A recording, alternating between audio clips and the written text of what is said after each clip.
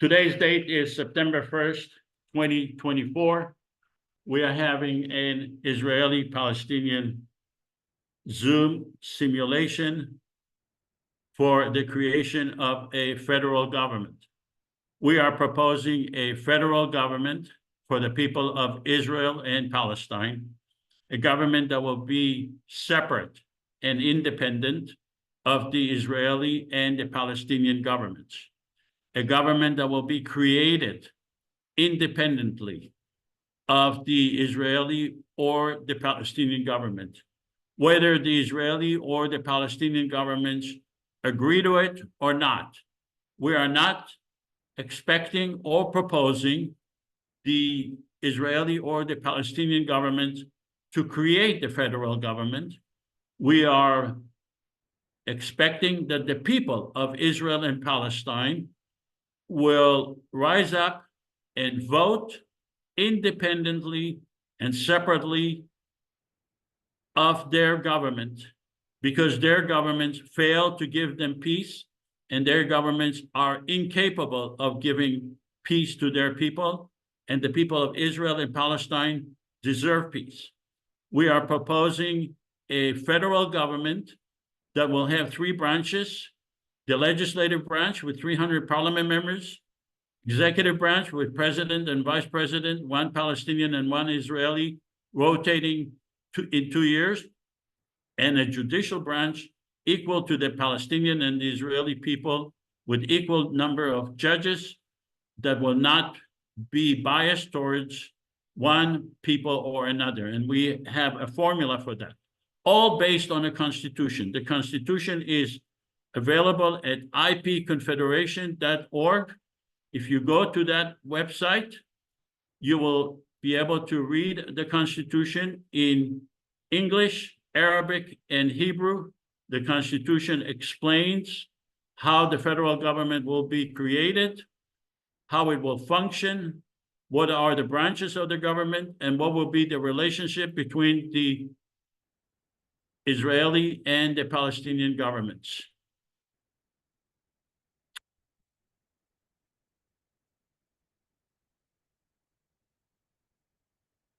My name is Joseph Avasar.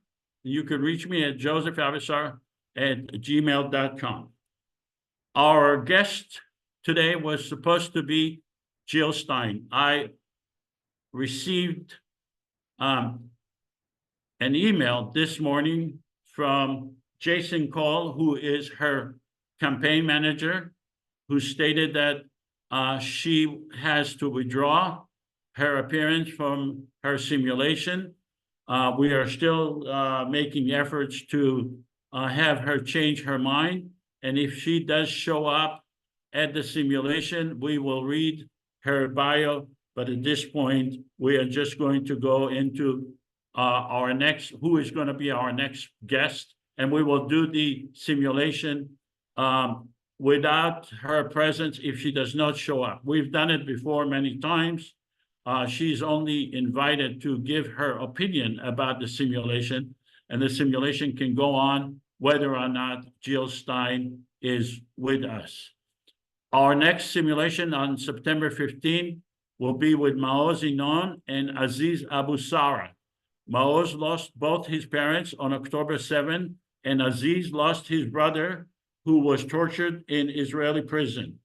They will both be on September 15. And on September 29, we will have Khalil Sayag, who is a political analyst who lived both in Gaza and in the West Bank and became a political science a major and now a political analyst regarding Israel-Palestine. We are about, sorry.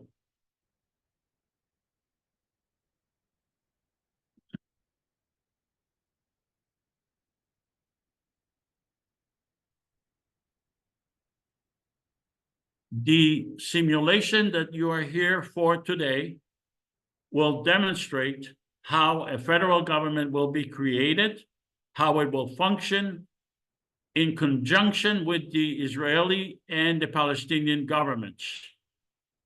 we will demonstrate how the IPC could thread the needle. What does it mean, thread the needle? It means that it could be created independently of the Israeli and Palestinian governments, whether those governments agree or not, independently of them.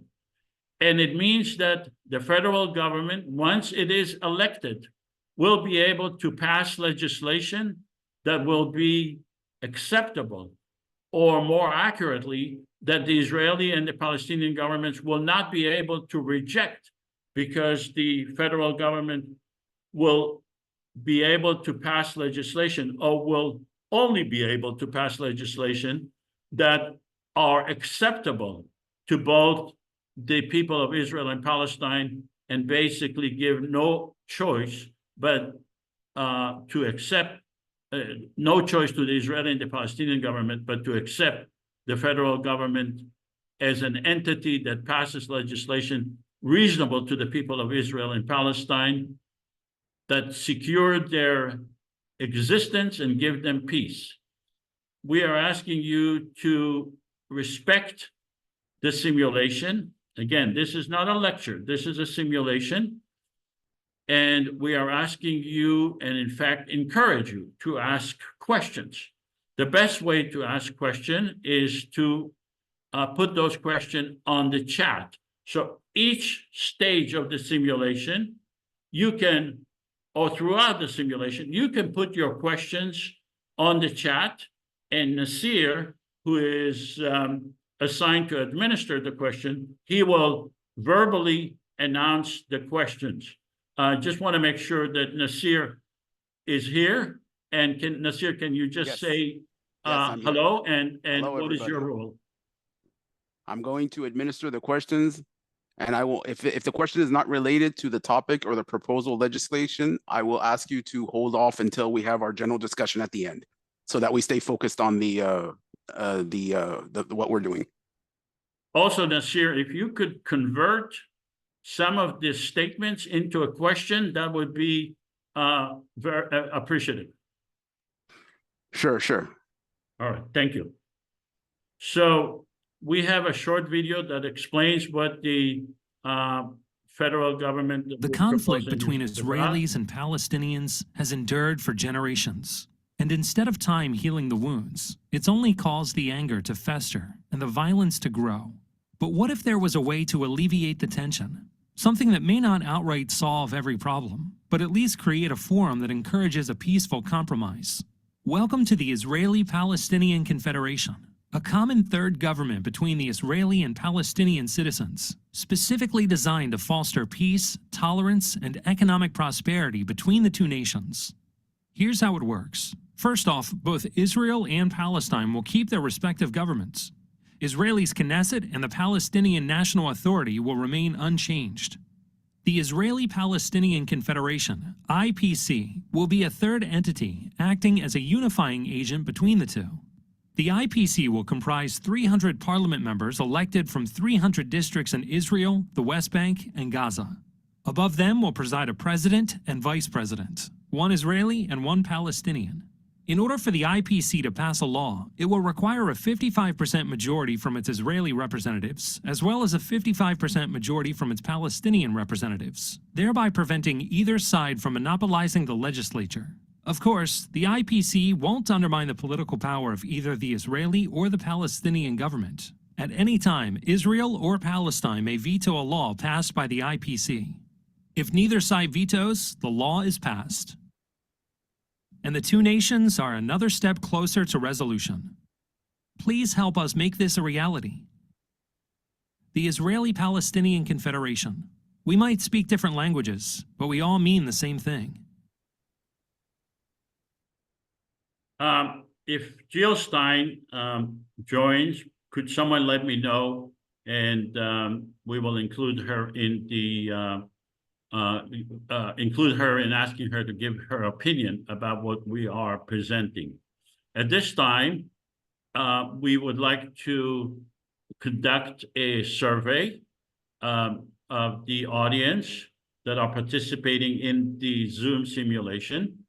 Do you support a common federal government for the people of Israel and Palestine? Please vote yes or no. And we will compare this vote to a similar vote or survey that we will take at the end of the simulation.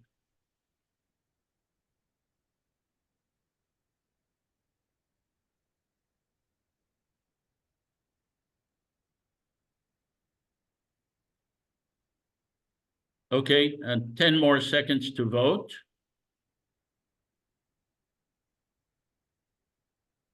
Could you publish the vote? 56 out of 63%, which is 89%. 56 out of 63 participants voted yes. 7 out of 63 voted no. That's 11%. Hopefully, we will have those who voted no change their mind into yes. So that it's clear, we do not expect the same results if we have taken a general survey in Israel and Palestine. A reason being that most Israelis and most Palestinians have not participated in the simulations. I would say the large number of 99.9% of Israelis and Palestinians have never participated in the simulations. They are not aware of what it is and how it benefits them. The people that are voting here, many have repeated their participating, and they know how it works, and they know that it benefits the people of Israel and Palestine. All right. Some people ask, are you a confederation or a federation? We are a combination of both. Confederation and federal governments exist worldwide to address specific conflicts. Some governments refer to themselves as federal governments, while others use the term confederation. Definitions are not fixed and evolve with changing realities. In the context of Israel-Palestine, the IPC defines confederation as a shared government for the people of Israel and Palestine, guided by democratic principles outlined in the IPC Constitution, which can be found at ipconfederation.org. That's the same website that I showed you at the beginning of the simulation. Now we're getting to the heart of the simulation, and that is a requirement that you will make some assumptions. And these are the assumptions. First assumption is that the IPC was able to obtain major funding to create a platform for an election online, a platform for Palestinian and Israeli people in Gaza, the West Bank, and in Israel to vote as equal for their parliament members and for president and vice president. So, for example, if you are in a district number 37, you will be able to vote for parliament, and you will be able to vote for president. The same for any other district, whether you are a Palestinian or Israeli. But the assumption is that we were able to educate and explain and advertise the concept of a federal government to the people of Israel and Palestine, and able to recruit parliament members or candidate for parliament and candidate for president, and to actually hold the election. The second assumption that we're asking you to make is that 14 million people were given an opportunity to vote, with the exception of children, because there are 14 million people in the area of Israel, the West Bank, and Gaza. That all the adults were given the opportunity to vote, regardless of their nationality or religion. You will also have to assume that 5 million people have actually voted. that 3 million Palestinians voted and 2 million Israelis voted, that they voted for parliament and they voted for president and vice president. You will also have to assume that the president that represents the entire area received 1.5 million votes. For the purpose of the assumptions, please assume that me, Joseph, was elected as president.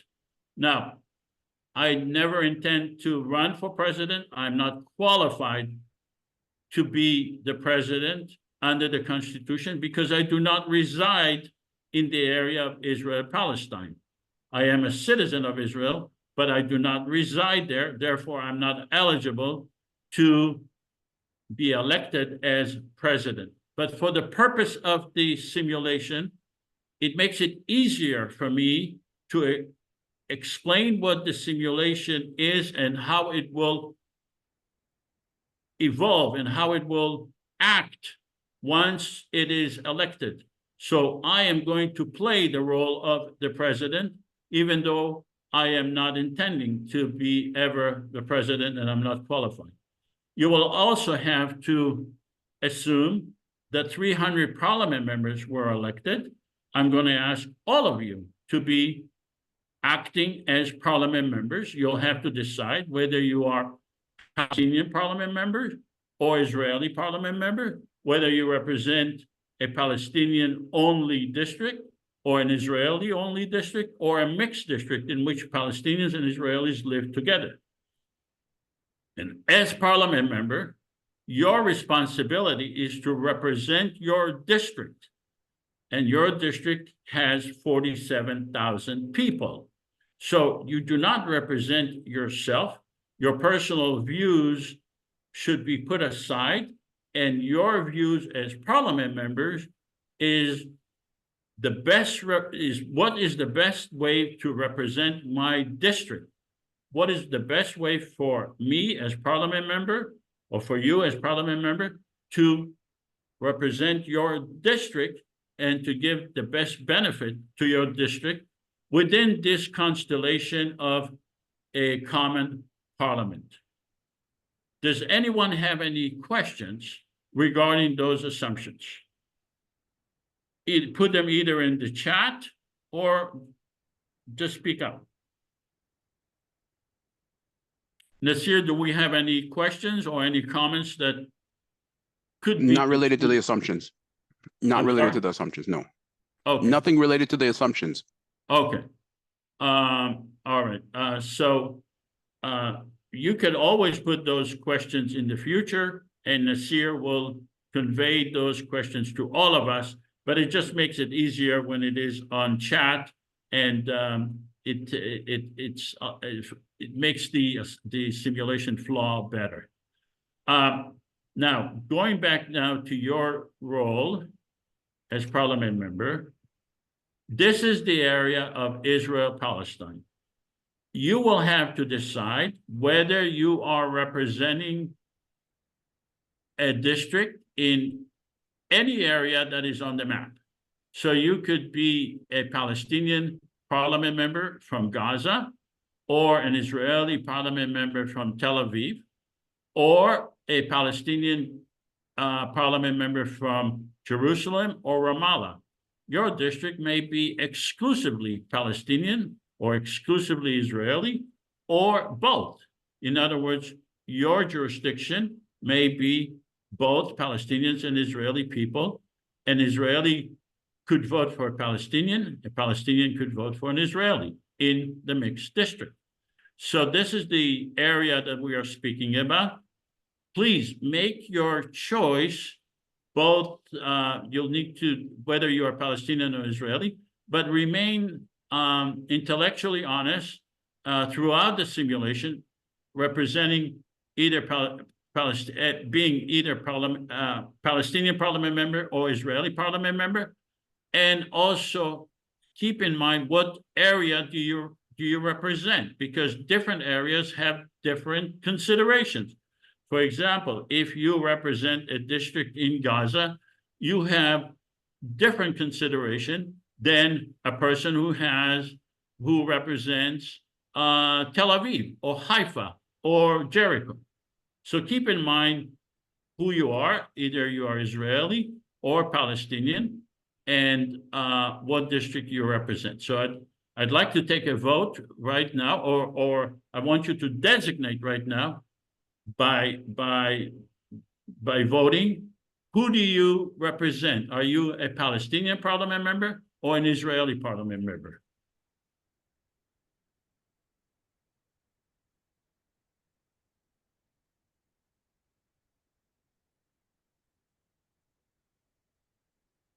Okay, 10 more seconds to make your choice. Are you Palestinian or Israeli? Please publish the vote. We have 25 Palestinian parliament members, and we have 14 Israeli parliament members.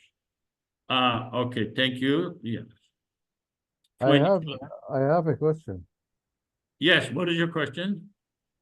I am a Palestinian identity. My identity is the Palestinian, but my citizen is in Israel. And about the idea is confederation or federation between the two entities is not so correct, because there is no two entities. Israel, there is a Israeli occupation, and Israel is, and there is no. What is your question? The assumption I don't think is. So What, are correct. you an Israeli parliament member or a Palestinian parliament member? Okay. Okay. Because there is a difference between voting بسأل and فيك I one know, second.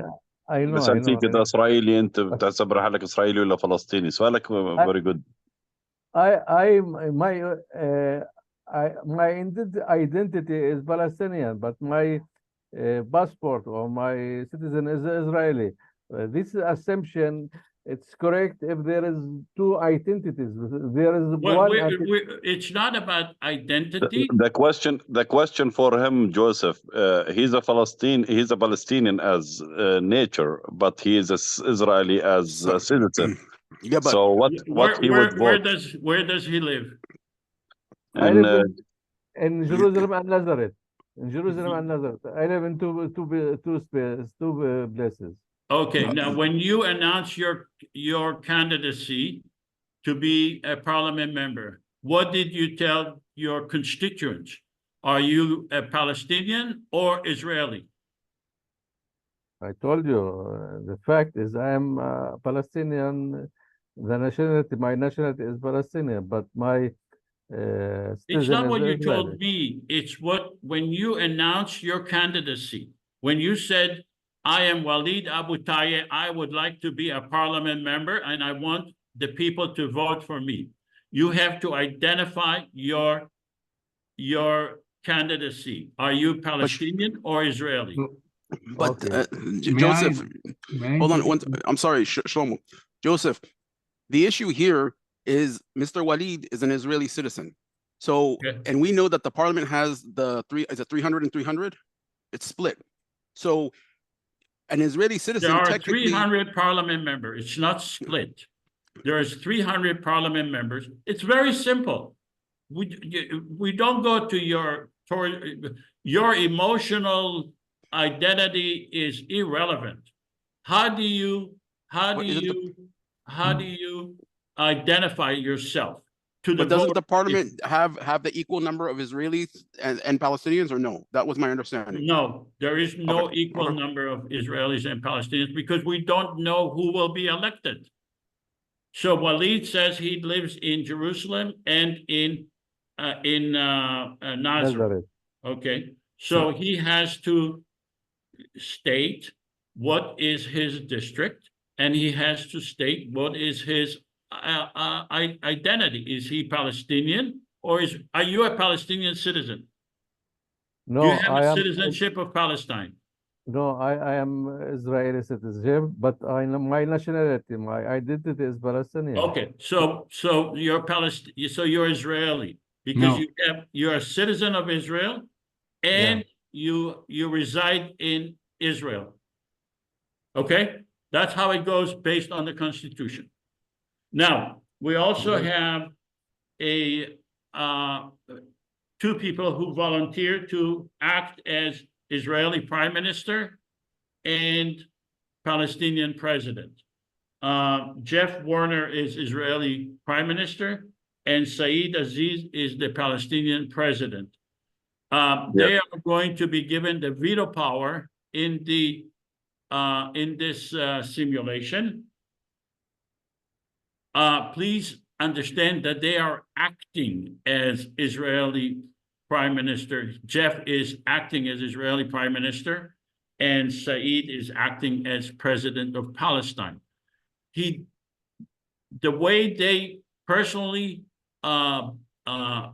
believe or feel is irrelevant at this time.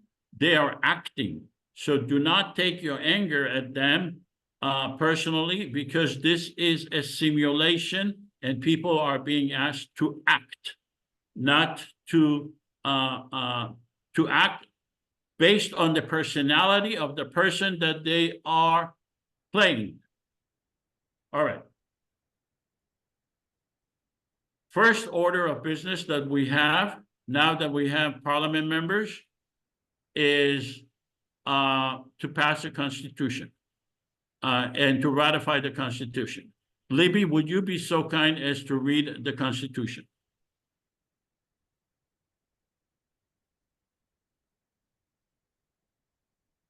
Okay, let me read it. We believe that Palestinians and Israelis are entitled to equal rights under the law and guaranteed human rights and freedom. The Israeli-Palestinian Confederation does not intend to supersede or supplant the Palestinian or Israeli governments, nor to abrogate or undermine any agreements between those governments. We recognize the need to work with the Israeli and Palestinian governments. Our purpose is to resolve conflicts and to expand the relationship between Palestinians and Israelis in a fair and equitable manner. We believe in equal rights under the law, guaranteed human rights, and freedom for all. We voluntarily give the legislature and the governments of Israel and Palestine veto power over legislation we pass relating to the domain of control of those governments. We believe in the separation of power between the legislative, executive, and judicial branches. We believe in the creation of a permanent secular government for all the people residing in Israel and Palestine. We believe in having a separate judicial branch relating to the IPC legislation with Israeli and Palestinian judges with a system to avoid biased decision based on nationality. So this means that we do not intend to undermine or supplant the Israeli or the Palestinian governments, and we give them a veto power over legislation that violates their sovereignty. Does anyone have any questions regarding the Constitution?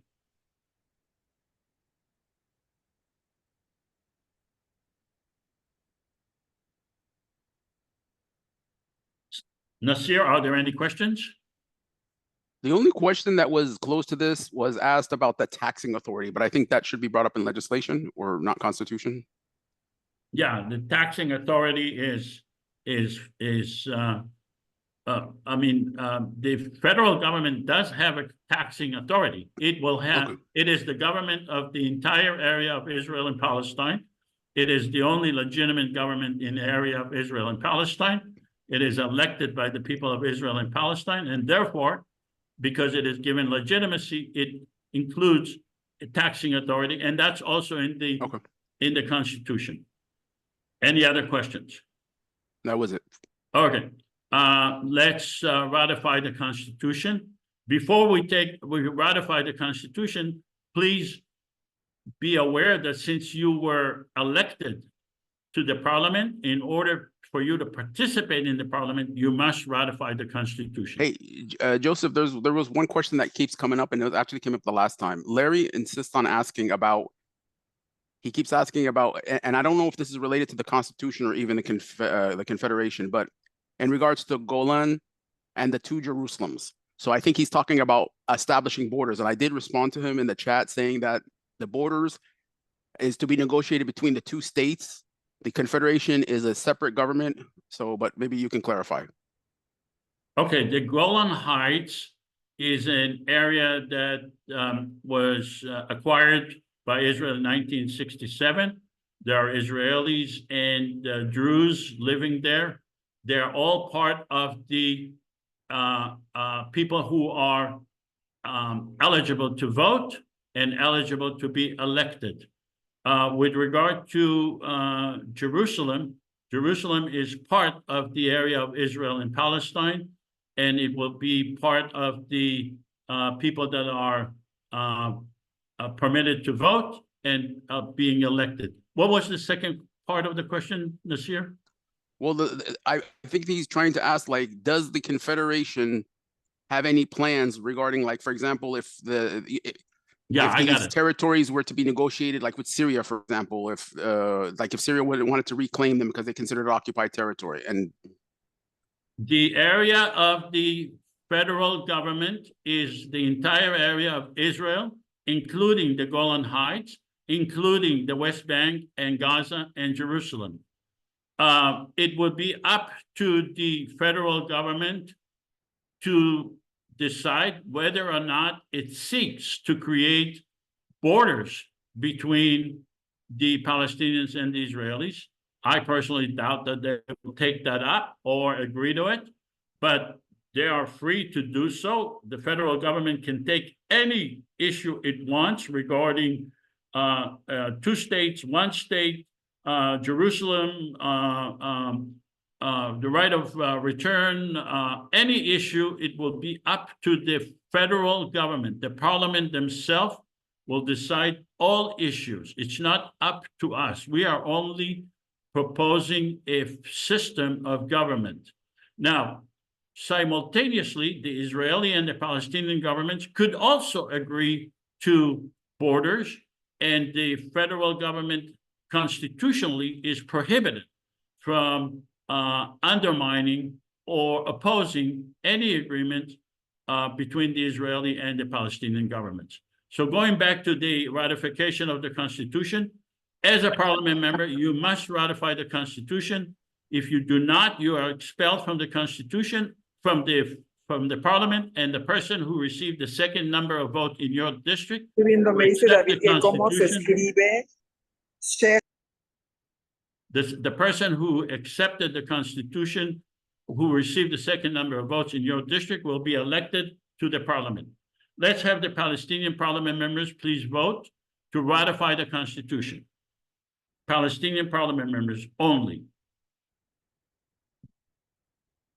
Again, if you vote no, you are expelled from the parliament, and the person who received the second number of votes in your district will be elected.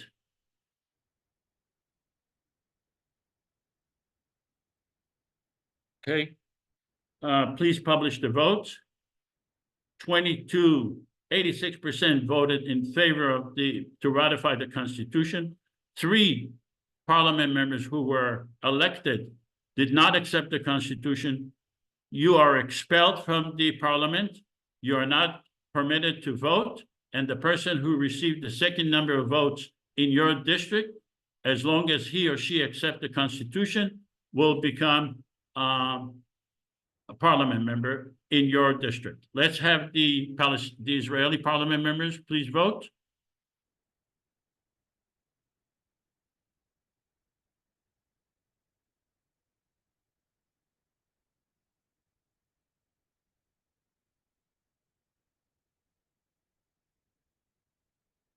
Publish the vote. 83% of the Israeli parliament members voted to ratify the Constitution. The 3 parliament members who voted no are expelled from the parliament, and the person who received their exact same number, the second number of votes in your district, he or she will become parliament members as long as they ratify the Constitution. So we have a momentous occasion in the history of humanity because we created a federal government that of the Palestinian and the Israeli people together.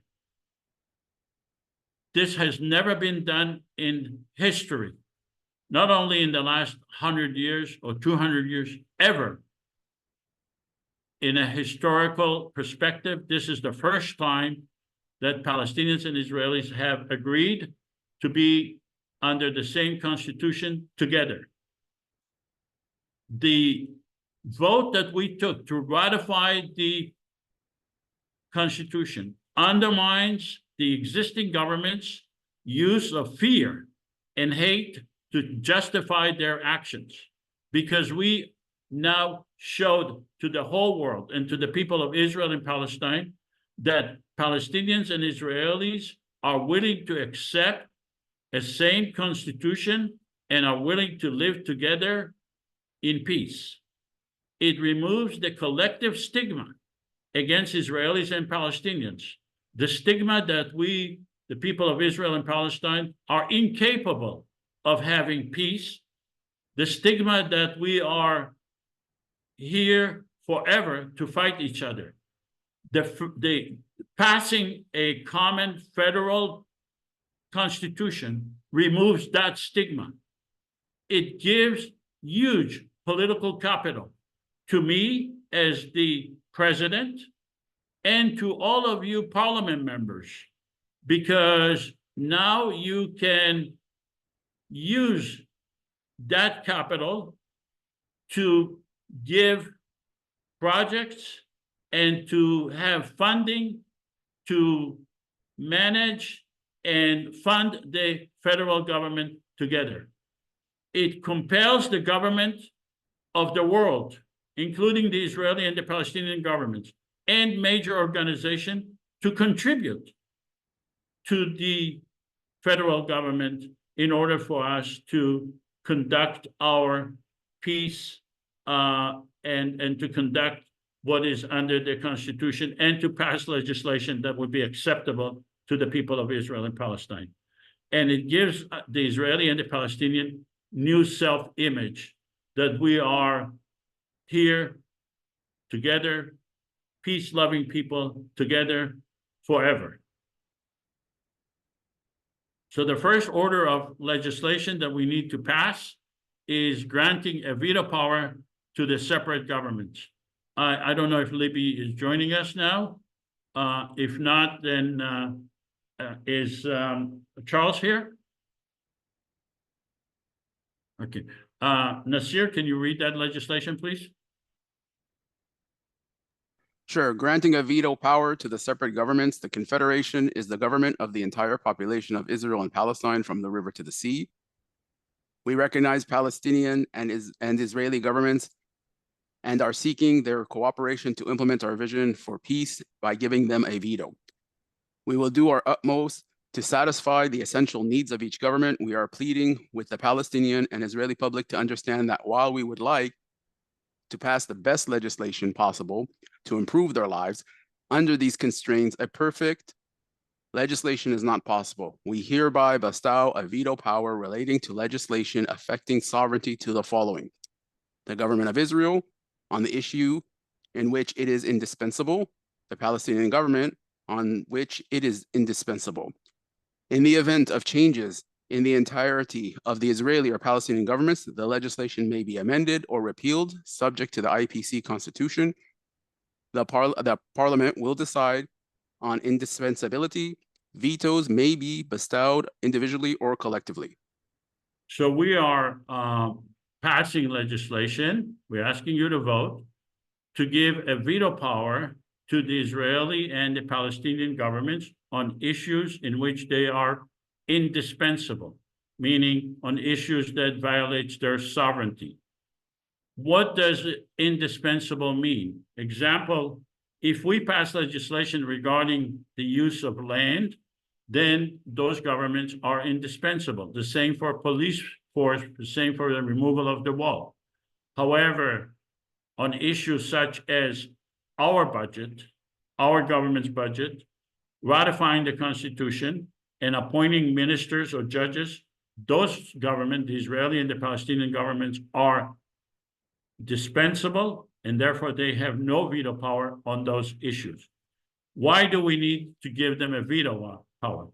A veto power provides a safety net to both sides. In other words, when they have the veto power, they know that they know that unreasonable legislation will not be able to pass because they can veto it if it violates their sovereignty. It increases the likelihood of Israelis and Palestinian participation because they would not see the federal government as attempting to undermine their own governments.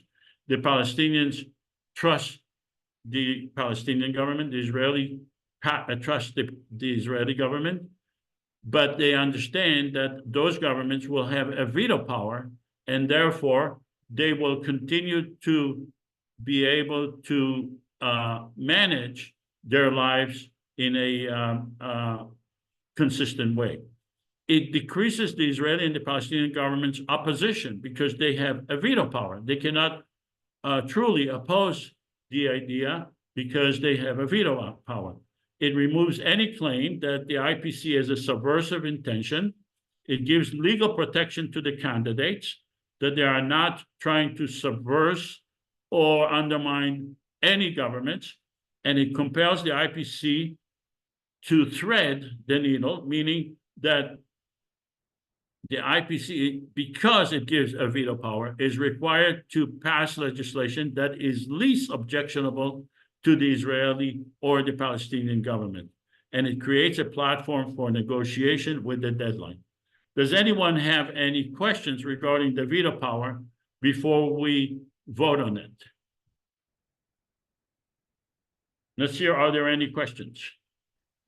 There's no questions regarding the veto power. Yeah. Okay, since there are no questions regarding this, let's have and by the way, you can see the Israeli and the Palestinian governments do not have a veto power over this legislation to give them a veto power. Let's have the Palestinian parliament members vote. Do you support the declaration of intent to grant the veto power? Palestinian parliament members.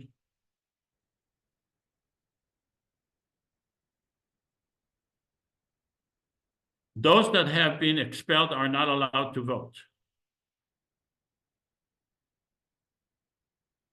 Okay, publish the votes. 89% of the Palestinian parliament members voted yes for this legislation. Let's have the Israeli parliament members please vote.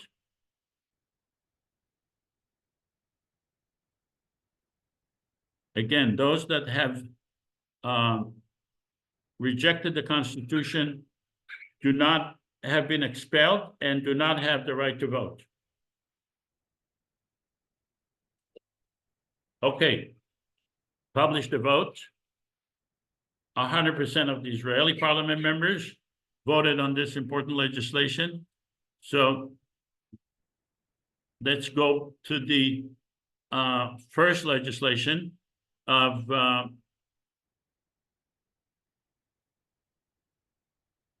teaching tolerance and understanding. On this legislation, both the Israeli and the Palestinian governments have a veto power. I'll read it out. Both educational systems making both sides aware of the history and political narrative of both sides in both public schools.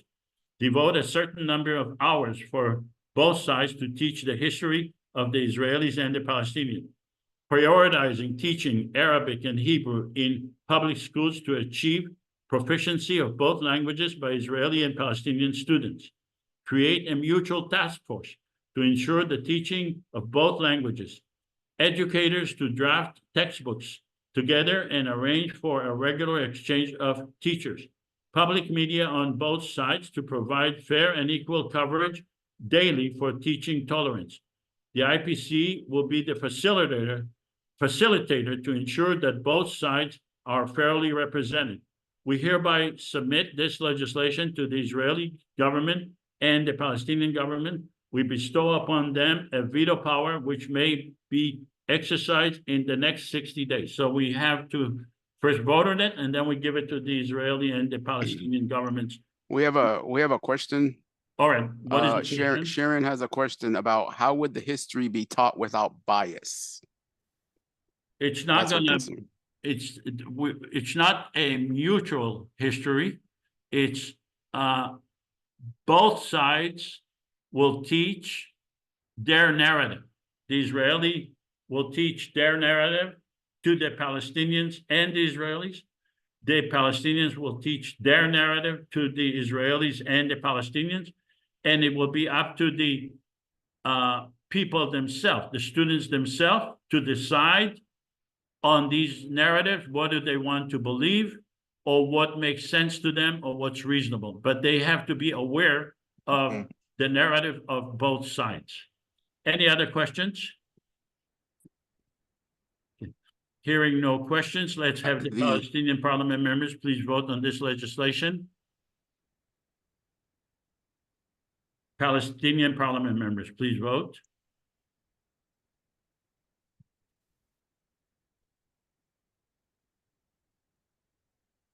Publish the vote. 100% of the Palestinian parliament members who voted yes on this legislation. Let's go to the Israeli parliament members, please vote. Israeli parliament members, please publish the vote.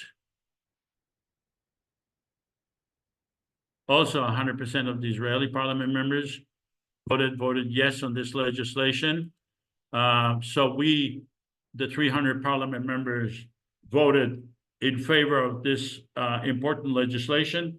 Let's go to the Palestinian president. Mr. President, are you going to veto this legislation? Now, you have to act as a Palestinian president, not as yourself, as a Palestinian president. Of course not, because teaching tolerance is something that I personally believe in, and I think it's human value. Like, we have to do that. So I agree with this. Thank you, Mr. President. Let's go to the Prime Minister of Israel. Mr. Prime Minister of Israel, are you going to veto this legislation?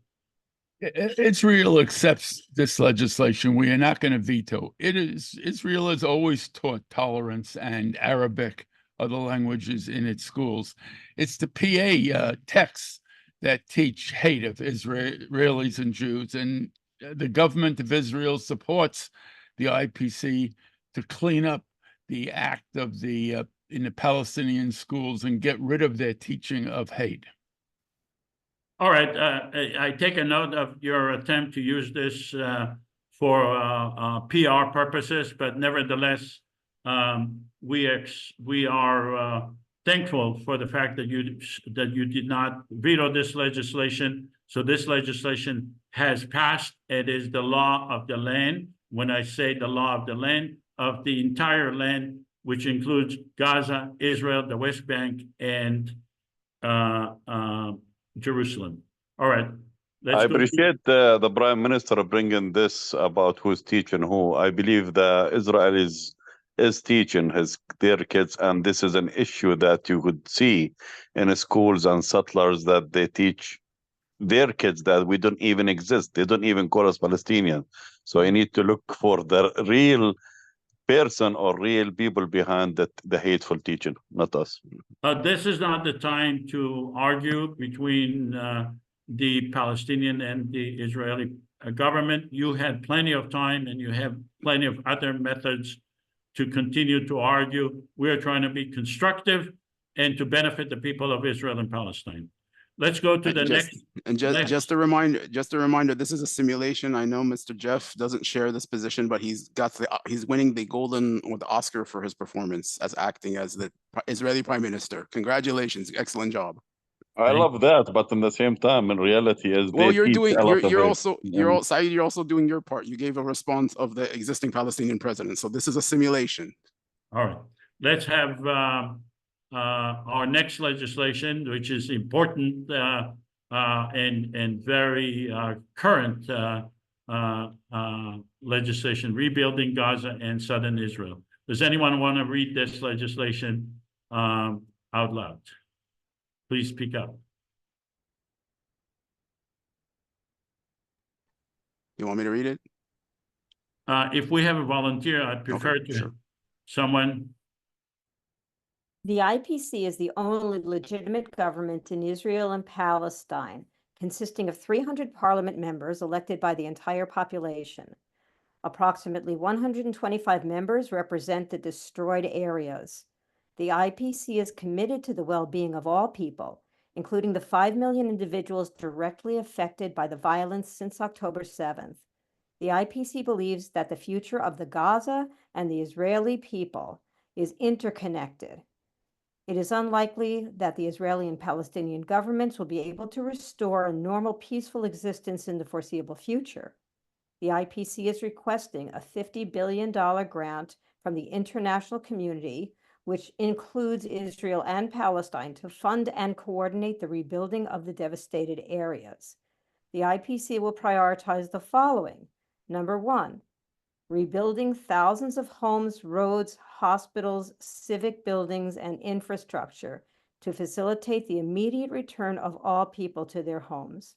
Number two, restoring law and order and civil society that have been destroyed.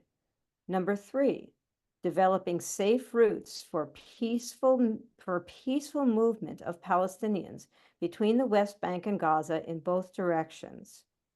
To achieve this rebuilding, the IPC is calling for an immediate ceasefire and the immediate return of all political prisoners in Israel and Palestine to their homes. Both the Israeli and Palestinian governments are given veto power. Thank you so much. So this is an example of how the IPC and me as the president are going to use our political capital in order to rebuild Gaza and southern Israel. Does anyone have any questions before we take a vote on this legislation?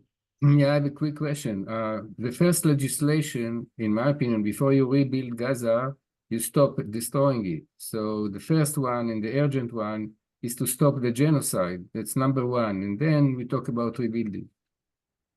That's not a question, that's a comment. Is What this did you- gonna be?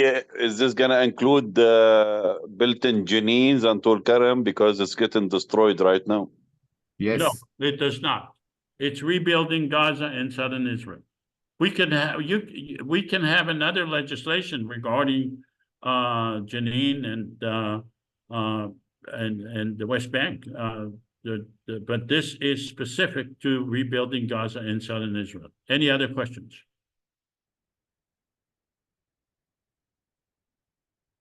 Okay. Yeah, if you were to make a question out of that last statement, you could say, could you move the final point, which actually doesn't have a number there? Could you move the final point to be the first point? And do you want to get into editing this document or just voting on it? You mean developing safe routes for peaceful movement of Palestinians between the West Bank?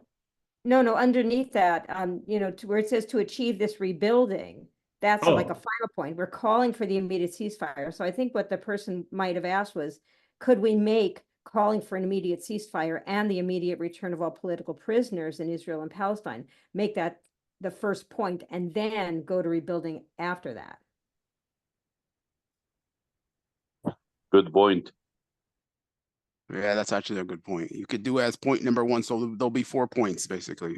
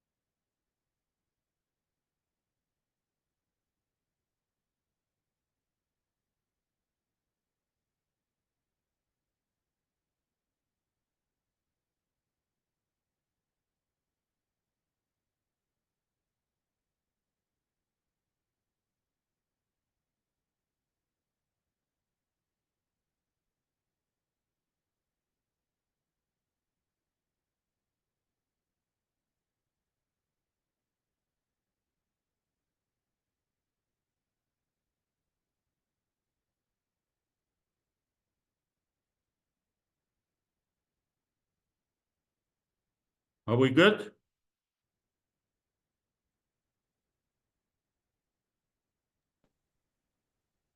Yeah, that's perfect.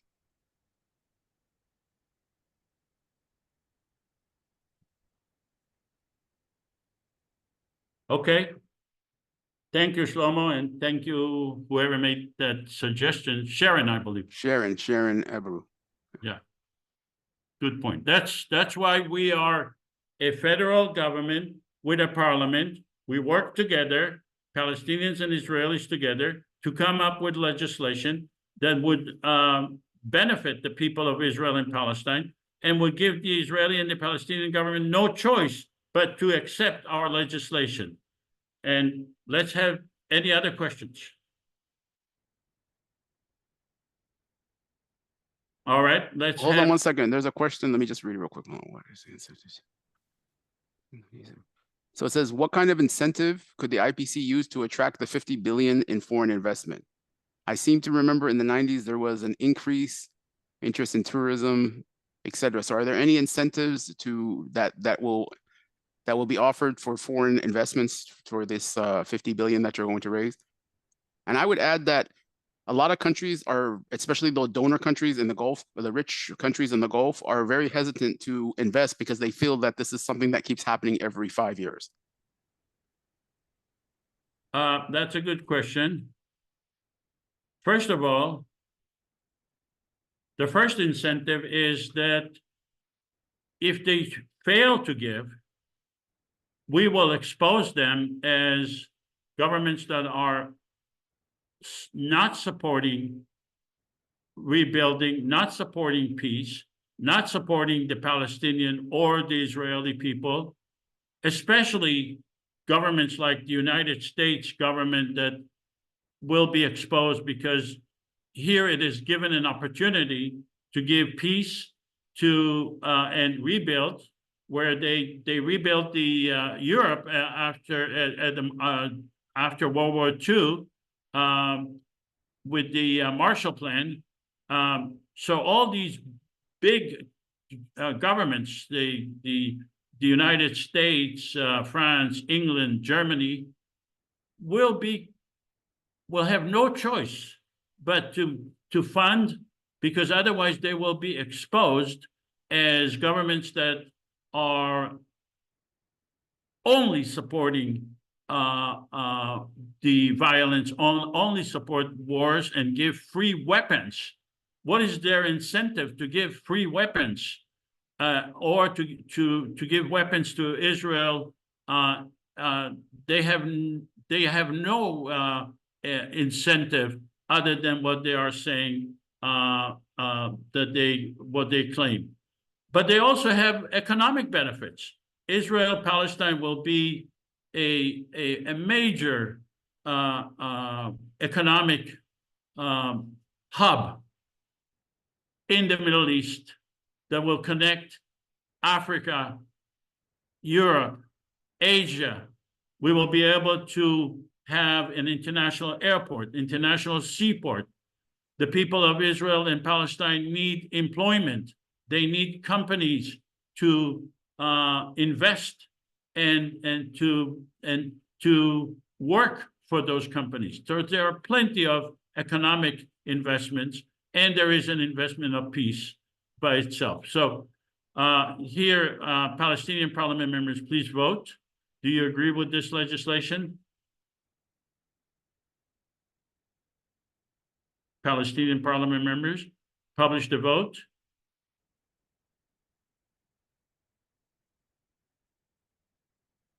A 100% of the Palestinian parliament who voted yes on this legislation. Let's go to the Israeli parliament members.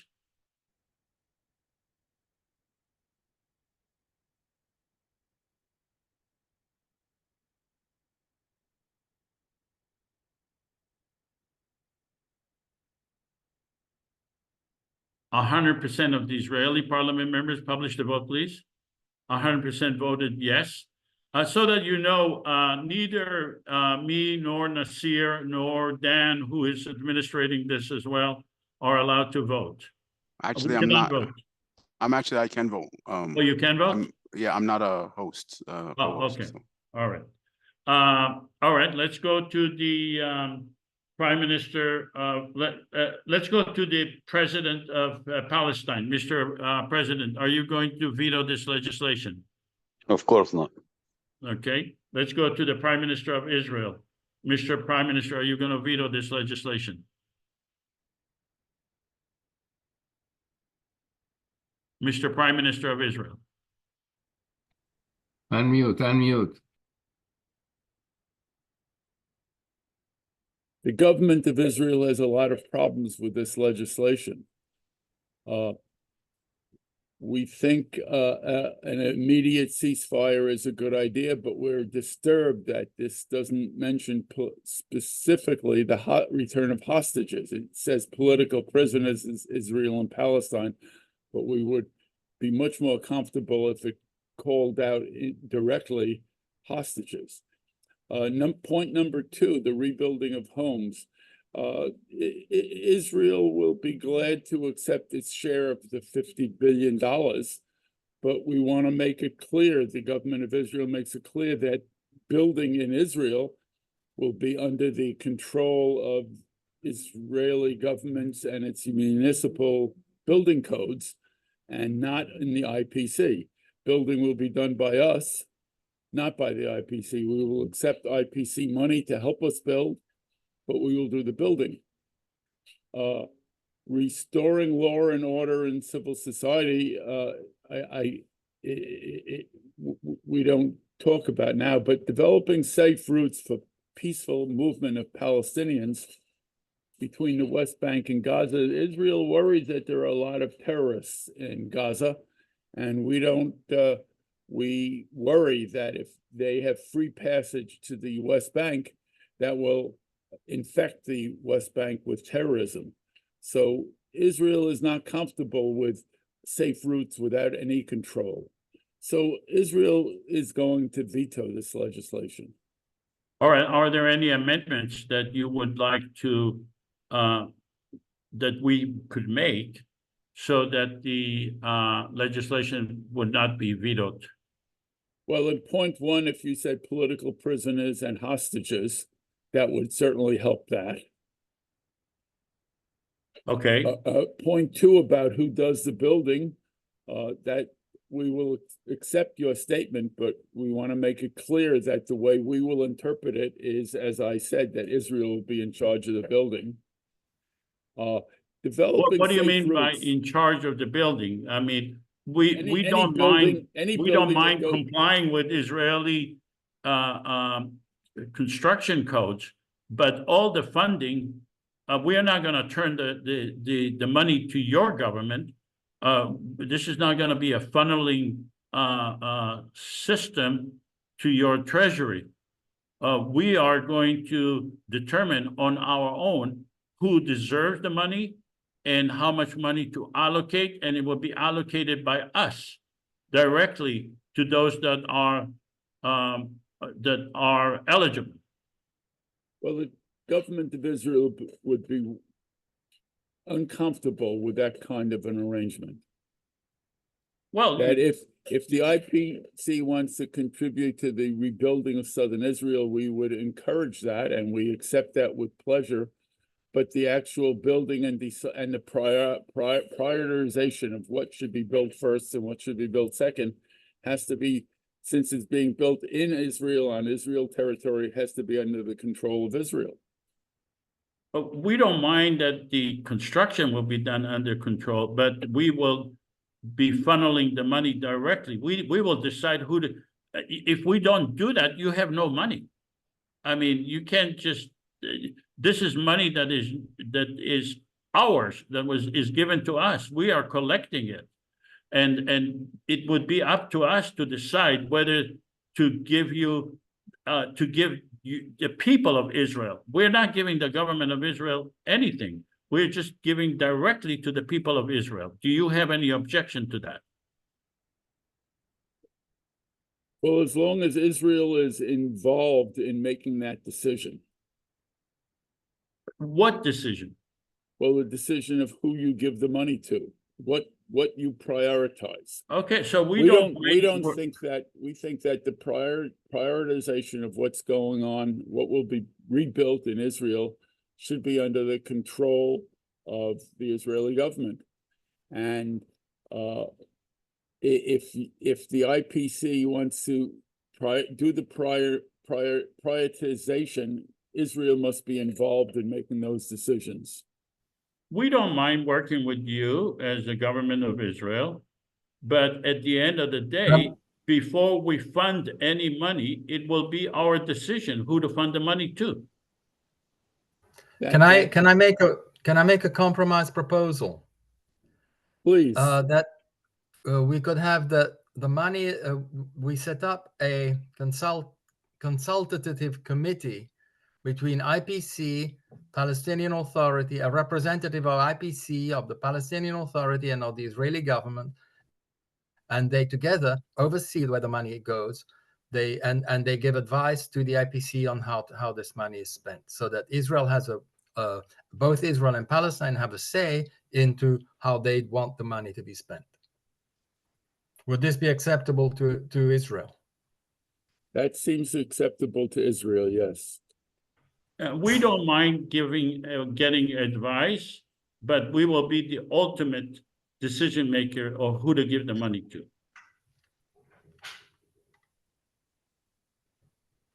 All right, but I don't think we need to beat this to death.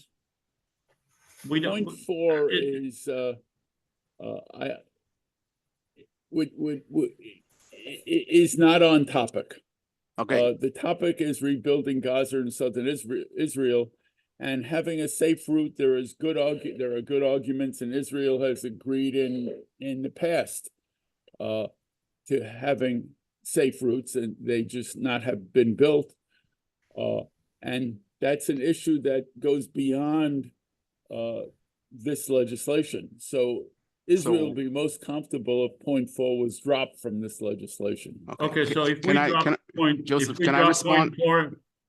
Can I respond to that? Because I was the one who actually came up with point 4. And here's the thing. There's a problem before that the people, the Palestinian citizens of Gaza, don't have access to other Palestinian areas, including the West Bank. So when this proposal was submitted, it's because 17,000 university students right now have no classroom, laboratories to go to.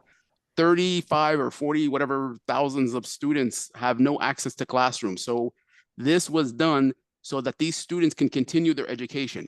Now, Mr. Prime Minister, you seem very comfortable telling Palestinians to move to Sinai, go to Sinai, but when to move to other Palestinian areas, just like you have moved tens of thousands of Israelis from the south and from the north into the center of your country, Palestinians should have the right to relocate their people to other parts of Palestinian territories where they have sovereignty. So you are being very hypocritical when you're saying that we cannot allow for Palestinians to go from Gaza to areas of the West Bank. This is something that should have been done a long time ago, because as a Palestinian citizen from Gaza, he should have right to go to Ramallah, to Hebron, to Bethlehem, just like an Israeli has a right to go from Tel Aviv to Eilat, to Safad, or to any other city within their territory. The number 4 has really is a different legislation. It should not be. Should not hold there can be no. There could be no reconstruction if Palestinian students are not able to access their laboratory. How can you study science when your laboratory has been totally destroyed? It is an essential part of rebuilding. Yeah, but you're adding another issue to this legislation, rebuilding. This could be a separate independent legislation. Why hold the people of Israel and Palestine in Gaza and in Israel, hold them without rebuilding because of an issue that is not really directly related? I'll tell you why. It's directly related, because you cannot have people sit and wait for a whole entire infrastructure to be rebuilt. They need to have time to relocate and to maybe live temporarily in other places. And rather than sending them to foreign countries, which is what was done to our people 80 years ago, and never allowed to return, do you think we're going to fall for that trap again? We have a country, we have territory. It's called the West Bank. It's called the state of Palestine. We don't need our people sent to Egypt while Israel decides what they're going to do with Gaza. This is a trap, and we will not fall for it. Well, yeah, I totally agree with you. I totally agree with you as a president. I totally agree with you. The question is this: is it worth getting a veto over it? That's the question. Yeah, if it's removed, I recommend to the president of Palestine to veto it, because again, this is everything. And the alternative is worse than losing this $50 billion. It'll be like losing Gaza to Israeli occupation and conquering and ethnic cleansing. Okay, but if it did not pass, your concern about the students being moved to the West Bank are not going to be dealt with. They're still not going to be able to move to the West It's Bank. more, yeah, but it's more about students. It's people seeking healthcare. Like there's over 3,000 people right now stuck. Okay, but in the that's West even Bank. worse. That's There's even families worse. being separated. So this Look, doesn't solve it. You cannot have development unless it provides the situation, the current situation with the people right now. But look, it's just too important. If the Prime Minister of Israel insists, I wish he did not, but if he insists that the number 4 will be removed, then we are back to square one without the rebuilding of Gaza.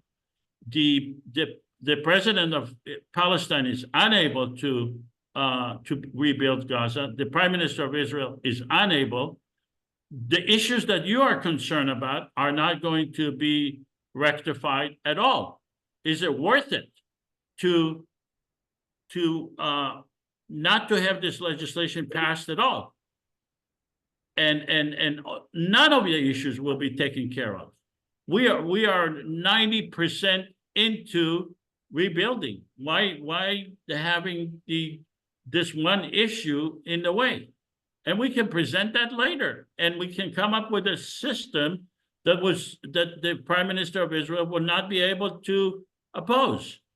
This is a very general statement that he has some legitimacy in opposing them. The Israeli people will accept his opposition to this. I believe it's a core issue, because for one government to say that people within one country cannot move from one part of their country to the other is disingenuous. How are you going to get construction equipment from one part of the Palestinian territory to the other part? How are you going to transfer supplies without free movement of people back and forth? Could the Israeli Prime Minister also agree that we can do all of the construction that we are speaking about without movement of Palestinians between the West Bank and Gaza? So would the Israeli Prime Minister be willing to accept no Israelis are allowed to move from one Israeli city to another because there's fear of the same IDF soldiers that were committing the atrocities to then penetrate and go to other cities? It's disingenuous, and I believe that it goes to the root of the occupation and the siege. Okay, but let me ask you this: what if you put there number 5, Israel ending the occupation of the West Bank and Gaza?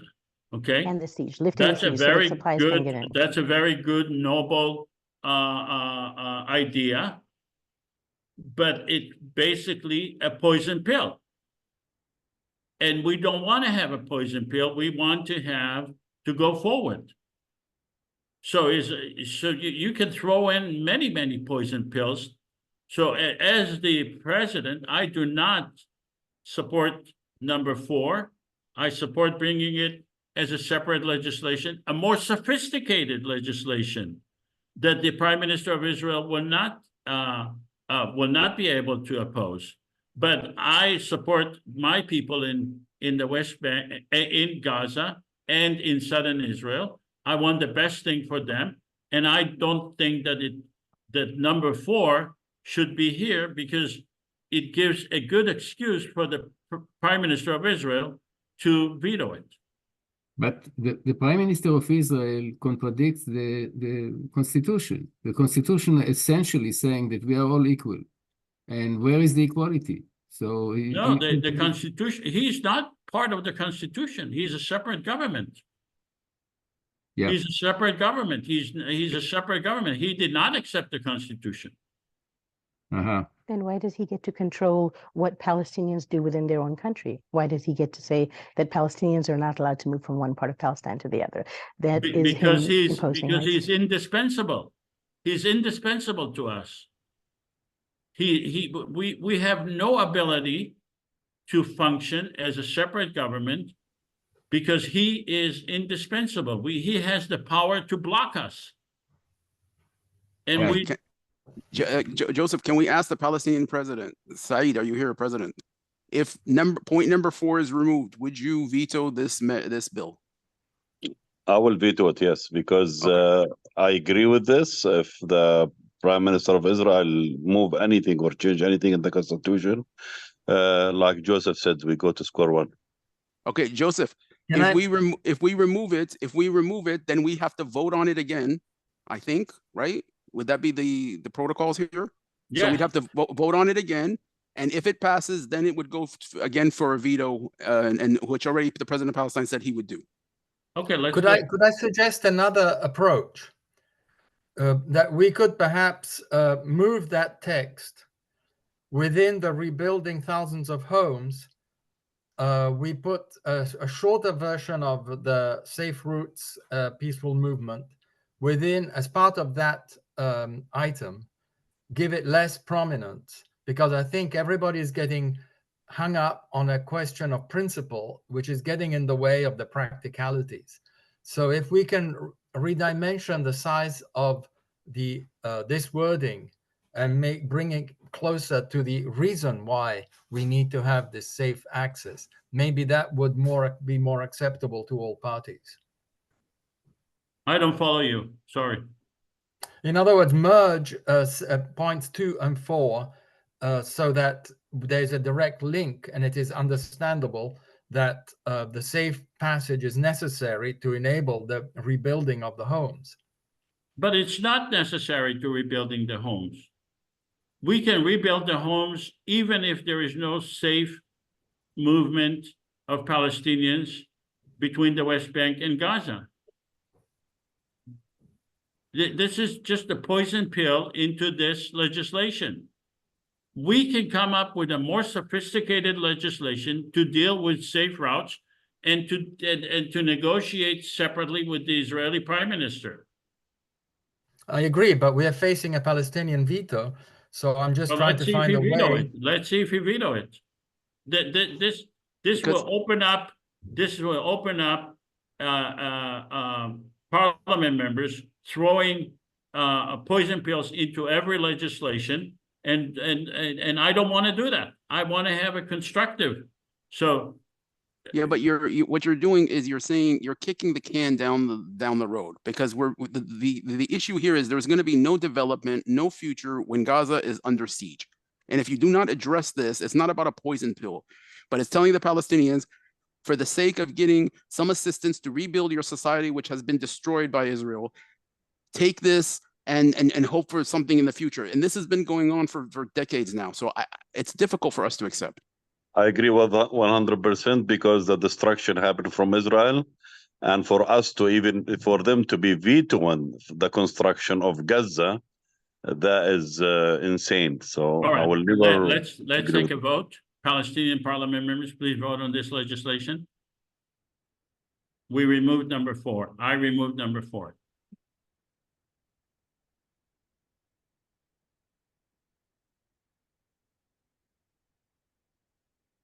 Okay, publish the vote.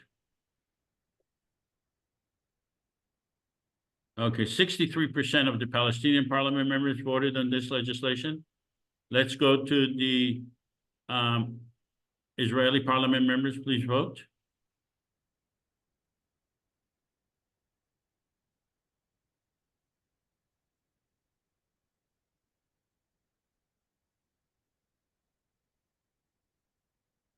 Publish the vote. 63% of the Israeli parliament member voted on this legislation. Mr. Prime Minister, are you going to veto this legislation? Israel will accept this legislation with number 4 removed, with the provisos that it's understood that in point 1, where it says political prisoners, that also includes hostages, In point 2 is what we discussed earlier, that any building within Israel must be done to Israeli building codes and be controlled by Israel, and that Israel is part of the team or the organization that prioritizes what the building was. This was a suggestion that I think Mr. Valentini made. And point 3, restoring law and order, is not at all clear how that will be done, but Israel wants to make it clear that the use of force, a police force inside Israel, has to be under the control of Israel. We can't have a second police force, an IPC police force armed, coming into the state of Israel. So you are not But vetoing with these this provisions, we accept this. All right. President of Palestine, Mr. President of Palestine, are you going to veto this legislation? No. All right. Okay, so this legislation passed. Thank you. Let's go to the next legislation. So you can see how the process, it's more important whether the legislation is good or not. What's important to us is to demonstrate how a federal government could work, and in conjunction with the parliament members and the Israeli and the Palestinian parliament members, and have these discussions and change the legislation to facilitate as much peace and as much economic prosperity to the people of Israel and Palestine. And that can only be done with a federal government for the people of Israel and Palestine together. All right, let's go to the next legislation, and that is making peace with Iran, Lebanon, Yemen, and Syria. Do we have a volunteer to read this legislation?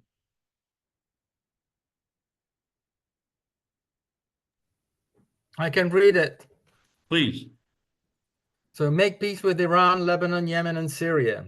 We are the parliament members of the Confederation Government of Israel-Palestine.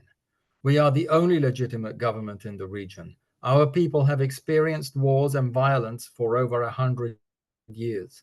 The Israeli and Palestinian governments have failed to bring peace to the people in Israel-Palestine. Therefore, we are taking the initiative to protect all the people in Israel-Palestine and provide them with peace. To achieve this, we are forming our own delegations to directly meet with authorities in Israel, Palestine, Lebanon, Syria, Yemen, and Iran for the purpose of making peace in the region. Our intention is to demand that all these governments and entities agree to cease violence and threats against each other, and work towards a lasting peace, and to work as a facilitator and promoter of peace between these governments. Our goal is to be fair and objective, and to expose any governments or entities that pose a threat to our people. So I am the president of the whole area, Israel-Palestine. My people, the Palestinian and the Israeli people, are under constant threat, and they are under constant war between Israel and Palestine, with Iran, Lebanon, Yemen, and Syria. And my people are not being safe. They are constantly under threat. I represent the entire people of Israel-Palestine. The parliament members represent 300 districts who are elected in the area of Israel-Palestine, elected by the people of Israel-Palestine, unlike the Israeli government that is not elected by the people of Israel and Palestine, unlike the Palestinian parliament that are not elected by the people of Israel and Palestine.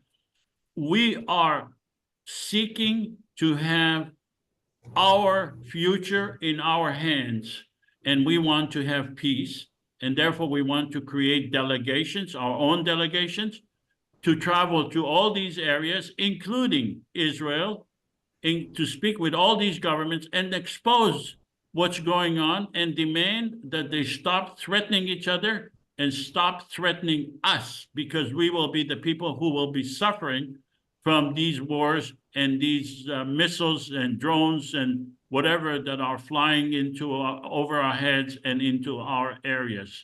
Does anyone have any question regarding this legislation? No question, but as soon as the Palestinians and Israelis make peace, we will make peace with UFO from Mars. And I never understand what is the war between Iran and Israel. I believe this is all drama, and there is no such. I don't understand why they are enemies, and they never support the Palestinians. They support one faction of the Palestinians. So whenever we make peace between us, everybody else will follow. All right. Yeah. If Nasir, are there any questions? No, there's nothing. Can I respond to that last statement? As the Prime Minister of Israel? Well, no, as myself, I just want to point out that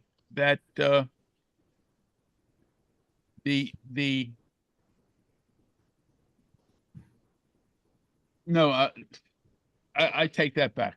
Forget All right, that, please. let's have the Palestinian parliament members please vote on this legislation. Palestinian parliament members.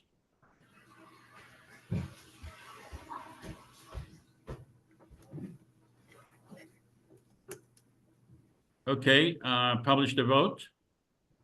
93% of the Palestinian parliament members voted yes. Let's have the Israeli Prime Minister vote. The Israeli parliament members, please vote. Sean, you have a question? Can you hear me? Publish the vote. Okay. Just for Saeed, I just want to mention to him that he said that if Israel and Palestine make peace, then everybody else would follow.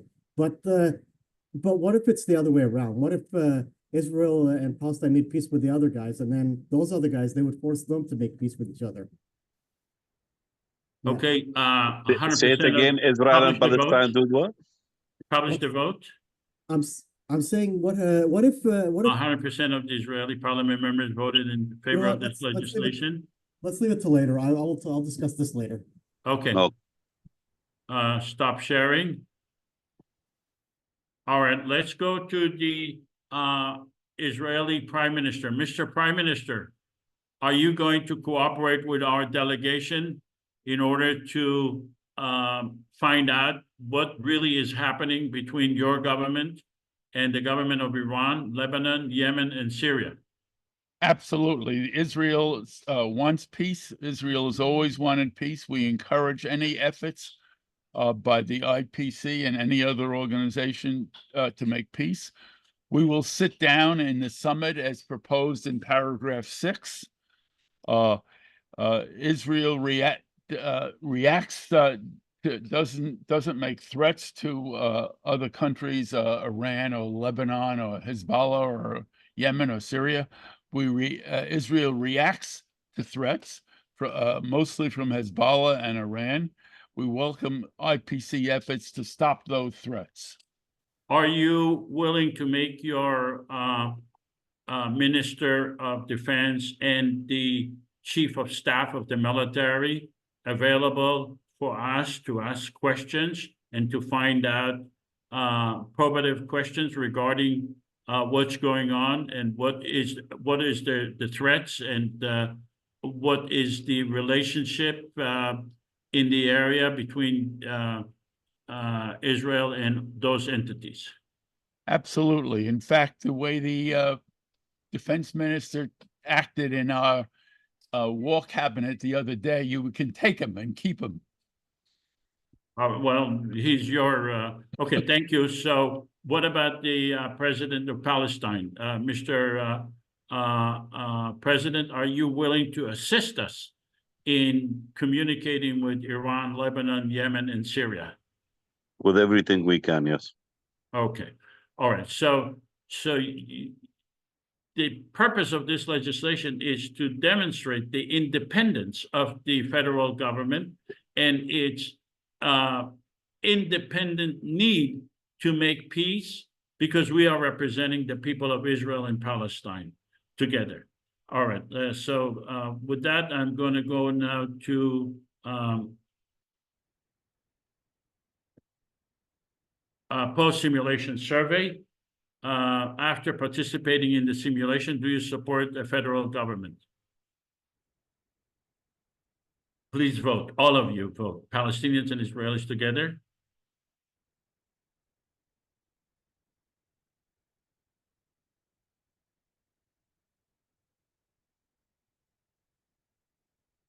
Please vote.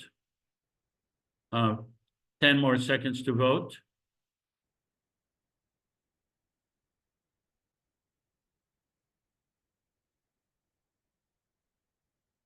All right, publish the vote.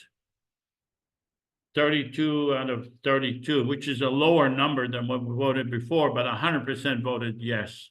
So I don't know if that shows a shift, but it shows a shift in percentage, not necessarily in the numbers. Okay, so closing remarks: a common democratic confederation federal government can bring peace. Online election is feasible and can be held securely. You were just shown how a federal government could pass legislation that would be or possibly could be acceptable to both the Israeli and the Palestinian governments. The cost of creating this federal government, just creating it from this point until the creation of the federal government, in my estimate, is $100 million. The war between Israel and Gaza is over 3 billion with a B per week. The current governments of Israel and Palestine are not legitimate in the area because they are not elected by the people of Israel and Palestine, and are the problem. They are not the solution. They are the problem, and they need to be stopped. We are proposing a federal government that will be in competition with the Israeli and the Palestinian government, but is not intending to dismantle those governments. Okay, from now I'm going to open discussion, and I'm going to stop sharing, and we can hopefully talk about what we saw rather than about the assumptions and about all the issues that we just discussed. Does anyone have any questions or comments now after seeing the federal government, how it will function and how it will work? Sean, did you want to make? Yeah, Shlomo, go ahead. Yeah, I have. We are in such a terrible situation now. And to be honest, I don't know who is Israel now in this animal farm that's called Israel. It's inconceivable now that we can. Even the so-called Jeff that tried to represent the prime minister, he was pretty gentle. They would not agree to anything. They want the whole thing. They want to exterminate the Palestinians. So, and we are talking about, at the same time, I agree with you. I mean, what else is there? We have to talk about coexistence. But I'm just wondering, I mean, it's less and less. Look, every time we do it in another 2 weeks and another 2 weeks, and the genocides continue, as if, and we are talking as if there is no genocide, and there is. It's like number one burning stuff, Anyway, that's mine. If you allowed me, Joseph, to answer Mr. Shlomo, I've been watching the CNN yesterday, how they brought the 6 hostages who died. It's sad. It's very sad for me to see as a Palestinian. I'm not seeing this as a good thing. But for the CNN to bring this up and kind of like not talking about the Palestinian suffering the way they're talking about these 6 passengers, it broke my heart. But one thing I see as positive yesterday, they bring Gideon Levy, and he criticized what Prime Minister Netanyahu doing. I believe the question you ask, we are the answer today. Me and you are the answer for us to sit together. Last week, I received a message from a Jewish friend of mine. He said, I feel ashamed to call myself Israeli. I want to apologize for you. I want to apologize for your people. So for us to be together today and for us to speak about this and bring all our visions together, this is the only answer. Yeah, I agree. And this is beyond shame for us, for me.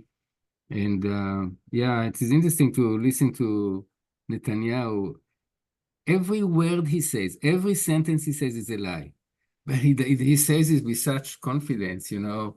It's amazing, the demagogue. It's a fantastic demagogue. I think he competes with Hitler. Hitler was a fantastic demagogue, by the way. I don't know if you know, but if you read Mein Kampf, it teaches you how to do demagogy. And we all know about Goebbels, but in fact, Hitler was the real bigger than Goebbels in that. And now Netanyahu is competing. That's All right, let's go to Sharon Abreu. Sharon, hi, you need. Hi, it's actually pronounced Abreu, but don't worry about it. It confuses everybody. Okay, sorry. So, it's no problem. Anyway, yeah, just to say that, you know, this is the first time I've tuned into this simulation. I've been wanting to do it for a while, but I just finished a big project and I was like, yeah, Jill Stein's going to talk. I'm going to tune in today. And I really appreciated the simulation. And I think we have to challenge our minds, which are understandably stuck where we are right now, to envision where we want to go. Because yes, Netanyahu's in there now, but he may not be in there in a month or 5 months or a year. And we have to, you know, deal with where we are now and imagine where we want to be. And this is, I think, a really creative and important way to imagine what could be, even though it isn't what's right now. So I just deeply appreciate it. Thank you. What did you like about it? I liked the whole process of introducing this organization and this document, and a way that these two governments could work together with representatives of the people in both Israel and in Palestine. I liked the way that the two prime ministers took their roles very seriously and tried to really embody those roles. Yes, I understand that the Israeli prime minister was not as fundamentalist as Netanyahu, but you know, there were times I wanted to say to him, okay, you know, don't fan the flames of fire here. This is not the place. This is what we're trying to work, you know, against and beyond, not even against, but beyond, you know.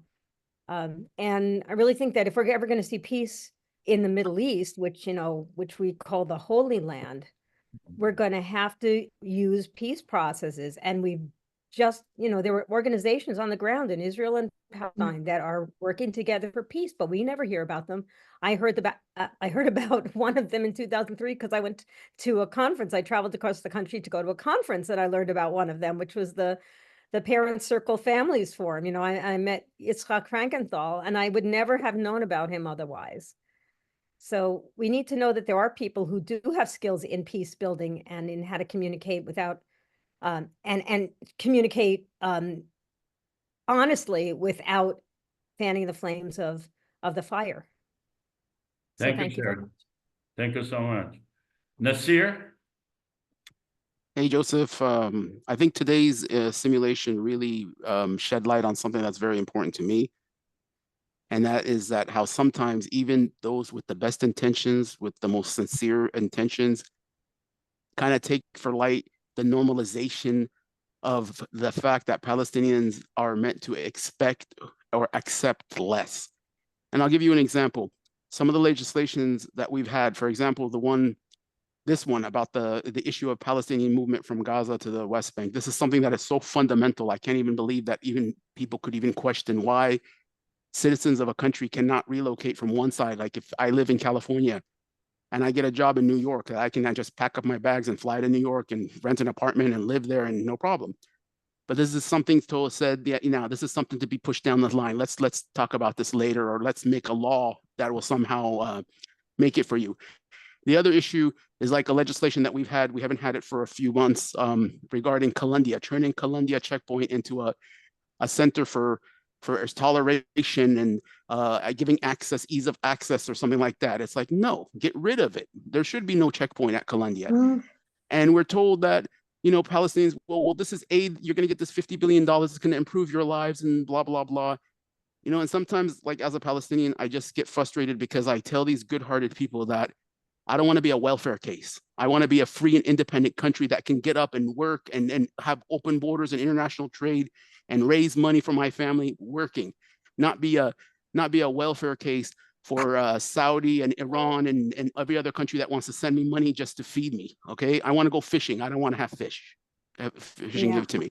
And we need to end this, because this has been the problem with every single peace initiative, is that it's always come that you Palestinians deserve less than what other humans around the earth deserve. And until this happens, we will never achieve anything. Nasir, you heard the expression, perfection is the enemy of good. And, you know, governments kick the can down the line all the time. And this is the reason they kick the can, is because they're not able to deal with the can, and therefore they say, well, let's kick it, but let's pass what Joseph, is possible to we do. have the longest lasting occupation, the only occupation that has lasted this long. We have people who have lived their whole life under occupation from birth to death, and that lived in their 70s and their 80s. Me, my age, I have never known a day of freedom in Palestine. Never. I'm beyond my adulthood. There are grandparents who have never known a day. This kicked the can. I mean, come on. Okay, give me a year, give me 5 years, give me 10 years. But we're beyond kicking the can down the road. We are literally, it's beyond that. So yeah, I agree with you. And another thing is, but look at what the Palestinian governments have given to the Palestinian people. They didn't even deal with the can. You know, you say, well, okay, we'll have a federal government, and now I want it to be perfect, and I wanted to pass legislation. It's contrary to the Constitution. It is. If you accept the Constitution, you cannot complain later on that that you need a perfect legislation. The Constitution, Joseph, the situation that we have right now in the West Bank and Gaza was not brought about because of the Palestinian government. It was brought about because of the Israeli occupation and the insistency not to end this conflict. Totally agree. I totally agree. I remember what life was before the Palestinian Authority. I remember Ramallah, what it was like before the Palestinian Authority. And if you told me today to live in Palestine before Palestinian Authority and today, I would definitely say living under the Palestinian Authority is better. Okay, we have some sort of functioning society. Is it not perfect? Absolutely. But again, you have to understand something about Palestinians. And I think to sit here and to say, you know, for them, Palestinians are very stubborn people. I mean, we're like that. This is who we are. We will not sacrifice humanity, the basicness of humanity and our rights for some token agreement or token help or something like that. It's not going to be accepted. This is just who we are. I have one more thing to add. I appreciate what Brother Zohar said. Or who was speaking right now? Zohar? Nasir Habibi. Thank you, Nasir. One thing I'm learning today, as a person who spent time in fighting in the first Intifada, spent 2 years in prison, was tortured by the Israelis. I start realizing there is something happening in my life. I'm start seeing things different. I'm getting to understand people as a human. I start talking to Jews as a human, and I'm start finding a way to see things that we all the victim of these crazy people who's controlling these the countries, whether it was the Islamic Brotherhood or it was some bloody people in our side or some crazy bloody people in the Zionist side. We all, Jewish and Palestinians, are the victims. I'm not looking at you as an enemy because you are Jewish. I'm looking at you as a victim, as equal as me. So for us to come and start looking for a solution in this time of our life, I believe this is a responsibility, and this is the only time we can come and speak about it and make the change in the ground, because we came from that ground. You know, we came from that suffering, we came from that experience. Like the brother who just said, Nasir, who said, I lived before the Palestinian Authority and I lived after. I have to, 1 second, guys. Okay, let's go to Una and then Rob and then Giacomo and then Shlomo. Just quickly, first of all, again, Joseph, thank you very much for everything you're doing. I really appreciate that. Secondly, I had a message from a friend from Tel Aviv, a Jewish girl. I'm reading the message now. Makes me very angry hearing about Kamala, the American girl, personally calling the parents of Ush, who was one of the 6 in a statement that she and her husband called them to offer the condolence after he was brutally murdered by Hamas. Such a cruel contrast to any report of Palestinian deaths, who are only numbers, and especially if it was the IDF who were responsible for the killing. And that's from a Jewish lady from Tel Aviv, obviously not mentioned. I think we are now, the red line has gone long, long time ago. What are you going to do to get rid of Bibi? How can you get rid of the guy? He will not stop. And you know that, Joseph. What will you do to replace him by your IPC? He won't let you. The IPC cannot replace Bibi. What the IPC could do is make him relevant. Joseph, pigs may fly.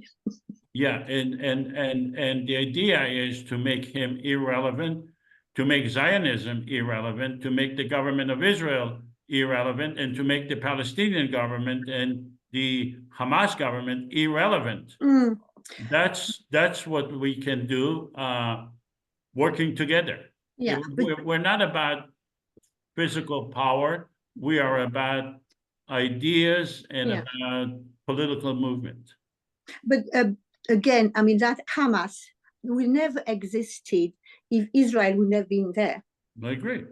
Therefore, you know, I seem to be like turning around and doing after October, I'm really in a bad way now. And I'm not even Palestinian or Jewish. I'm a human being and I just don't know what to do.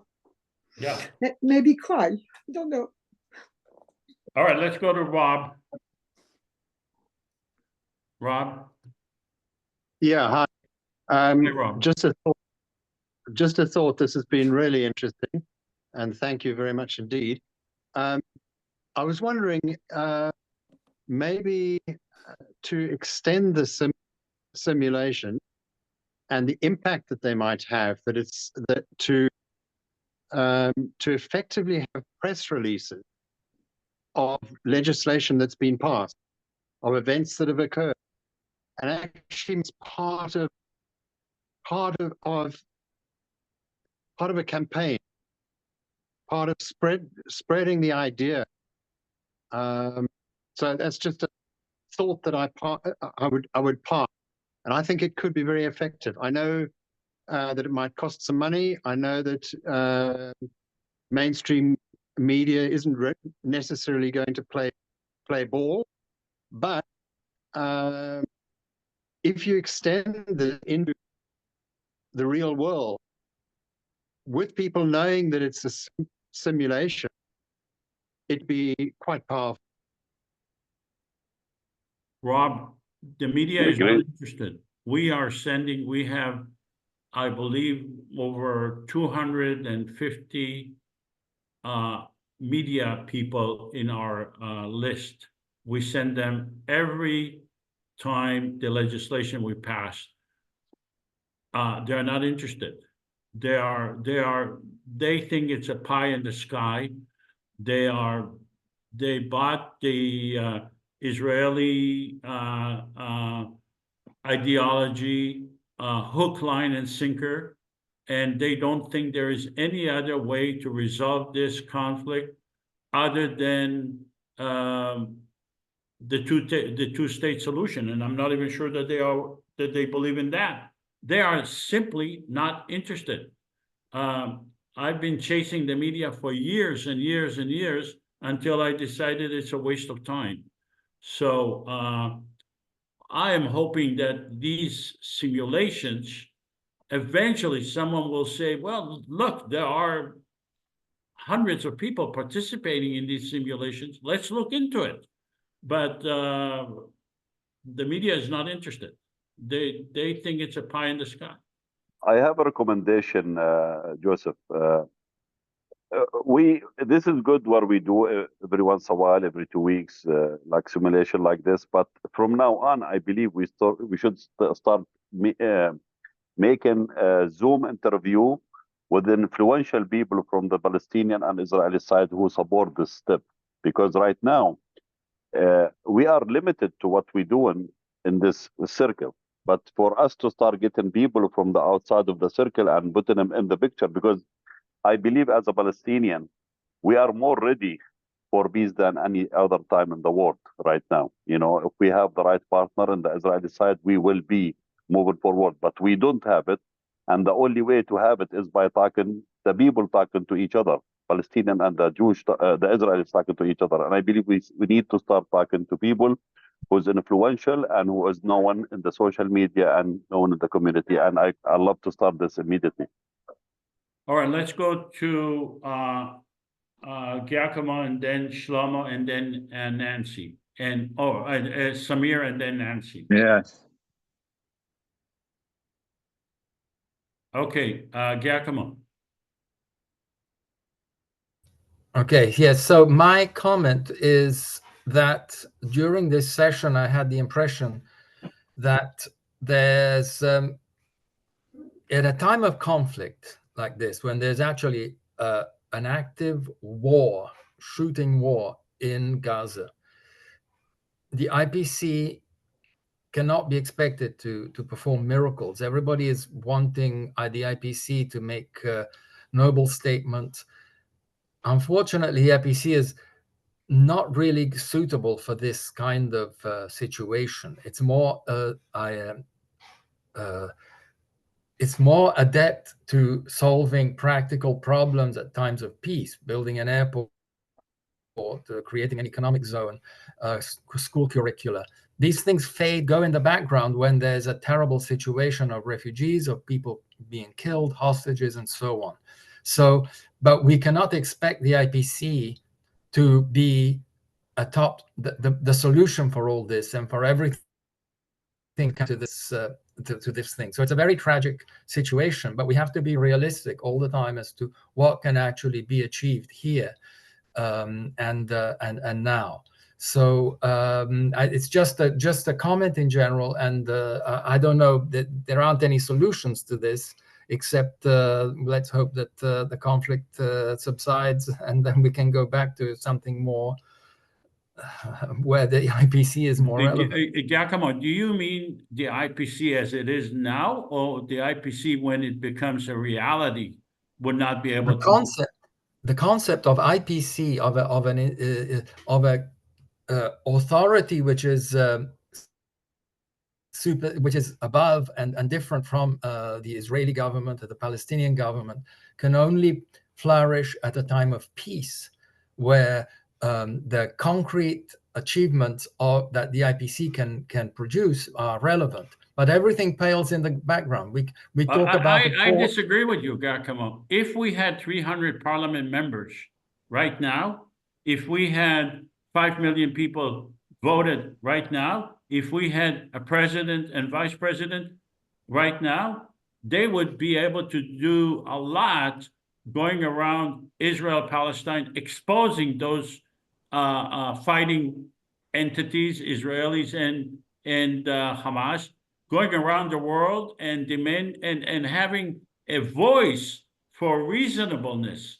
What you're basically saying is that at a time of war, these unreasonable people, the Israeli government is should be given some sort of priority, should be allowed to continue to do what it wants, and we will be involved only once they are done doing the damage. I totally disagree with you. I think that the IPC could expose these people right now. If we had a president and vice president, if we had 300 parliament members, it would be a totally different constellation of relationship, totally different reality. Okay, so then in that case, I would suggest that at the next session, we have some resolution where members, delegation of the IPC could perhaps play an active role in the peace process, and we should press the public opinion to take us into account, because that would be actually maybe the only way. But so far, talking about a bridge, building a motorway or stuff like that really is not very helpful at this time. All right, let's go to Shlomo. Very quickly, first, I totally identify with Una, and it is a depressing situation. I am depressed for the last 320 days, and many are, that people that I know are, and yeah, crying is the only thing we can do. But back to you, Joseph, just a quick question. You visited in Israel and you talked to Palestinians, but you talked to Israelis too about the IPC. What was the reaction of the Israelis that you talked to? I mean, how many more people you managed to bring into this group? I spoke with Israelis. Israelis are very, very skeptical. They bought the Israeli line, hook, line, and sinker. They do not believe in a federal government at all. They oppose the idea almost totally. They are not joining the IPC. They're not willing to join the IPC.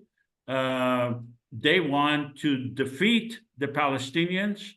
And then they think that, well, once we defeat them, then maybe you can come up with these hypothetical ideas.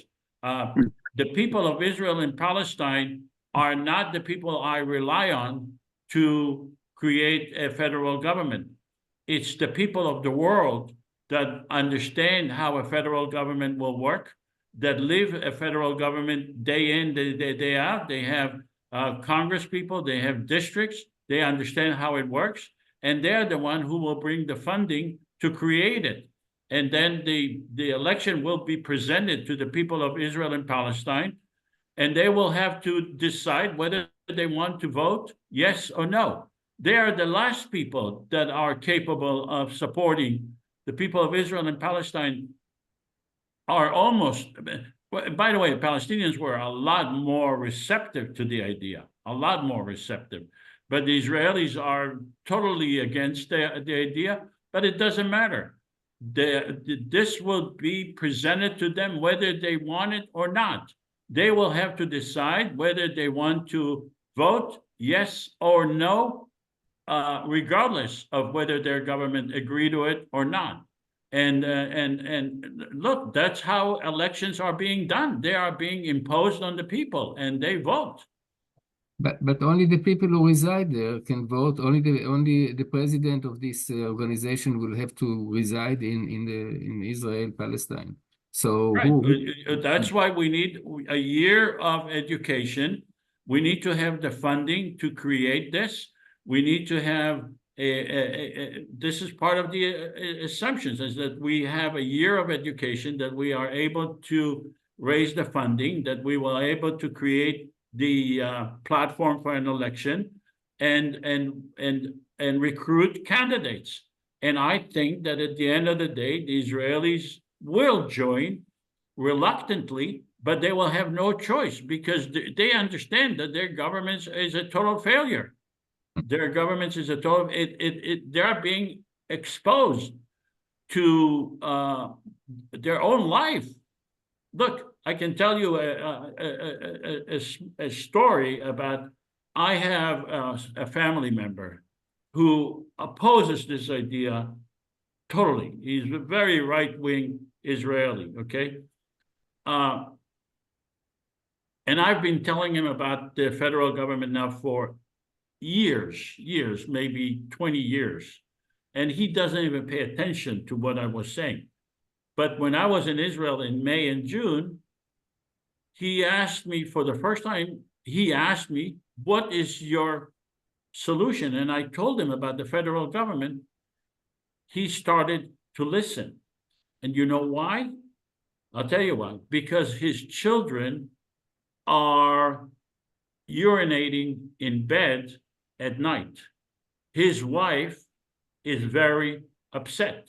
They are worried about their children. They go through horrible sirens at night, and they have no response to that. When it comes to your children urinating in bed at night, and when they wake up in the middle of the night shaking with fear, then you start thinking about a real solution. And that's fear of what? Fear of what? Just fear of overall fear, or fear of Palestinians, or what exactly they're fearing? First fear is the sirens. I don't know if you heard those sirens. They are so loud and they are so scary. And as a child, when you wake up in the middle of the night with these sirens in the middle of the night, you, even as an adult, you shake up. Now, what does the sirens represent? They represent insecurity. They represent the failure of your government to give you security. People, normal people, cannot live under this kind of conditions. So they have no idea. They have no idea if there are people coming to in their streets or in their apartment. They are sitting in their room, which is a fortified room. It's called in Hebrew, remind me, Shlomo, what is it? Mamad. Mamad, okay. It's a fortified room that is shut with a metal and secured window. It is, and you sit there and you shake out of fear. You have no idea what's going to happen. And when your kids are shaking and they have major psychological problems, then you start looking for ways to help your children. And you're starting to be realistic. And that's what I saw in Israel. They're not buying this idea yet because they bought this concept that they have to defeat the Palestinians. But eventually they're going to get there. But it's this mentality, Joseph, that builds that makes groups like Hamas and extremists, that if they don't do what they do and instill this fear in people, nothing's going to change. And this is our failure as human beings, that we don't do that. Now, I can tell you, a month ago, relatives of mine's homes were raided, and the children, one of the children's 16-year-old boy was beat up by an Israeli soldier in the middle of the night. He was forced into the bathroom. He was beat up. So this is the fears that Palestinians have had for decades. This is nothing new. And the fact that it's happening now to Israel makes this a global issue, because for the last 60 years, it's happened to Palestinians. Nobody really cares. Right. But now that it's happening to poor Israelis, agree. and poor Israeli children are shivering in bomb shelters, which Palestinians don't even have, then it becomes a world issue. And this is exactly why organizations like Hamas and these radical groups, this is why they do what they do, because this is the way they get attention. And this is a failure on our part. I agree with you. I am saying this is the right time but the Israelis are going to be the last people to support this idea. Because they're so nationalistic and so they feel so superior. But this goes back to my point. It's the mindset. And if you have this mindset that Israeli superiority, supremacy overrides everything, including the basic rights of Palestinians, any legislation, and I think the IPC is, I mean, don't get me wrong, it's a noble effort. It's a good thing. But this has to change. If this doesn't change, then you can bring me the best solution in the world, it's going to fail. And it's to say that nothing is perfect. We cannot make something perfect. It's not asking for perfection to be say, hey, I want to be treated equal. This is not perfection. This is just basic human dignity. If we can't accept this, I don't know what we should accept. All right, let's go to Samir. Okay. All right. And then Nancy, and then Sean. All right. Hi, Joseph. Can you Hi, everybody. put me on the list? Oh, sorry, can you put me on the list? Sorry, Oh, Samir, sorry. Olivia, All right. sorry. No problem. Well, after listening to all of the whole simulation from the beginning, I came to a conclusion that I never felt before. I mean, I have been attending all of those simulations in the past, but today I felt, I mean, the IPC as a concept, as a model, is not going to work. It is something, I mean, for simple reason, for two simple reasons, I mean, why it's not going to work. Because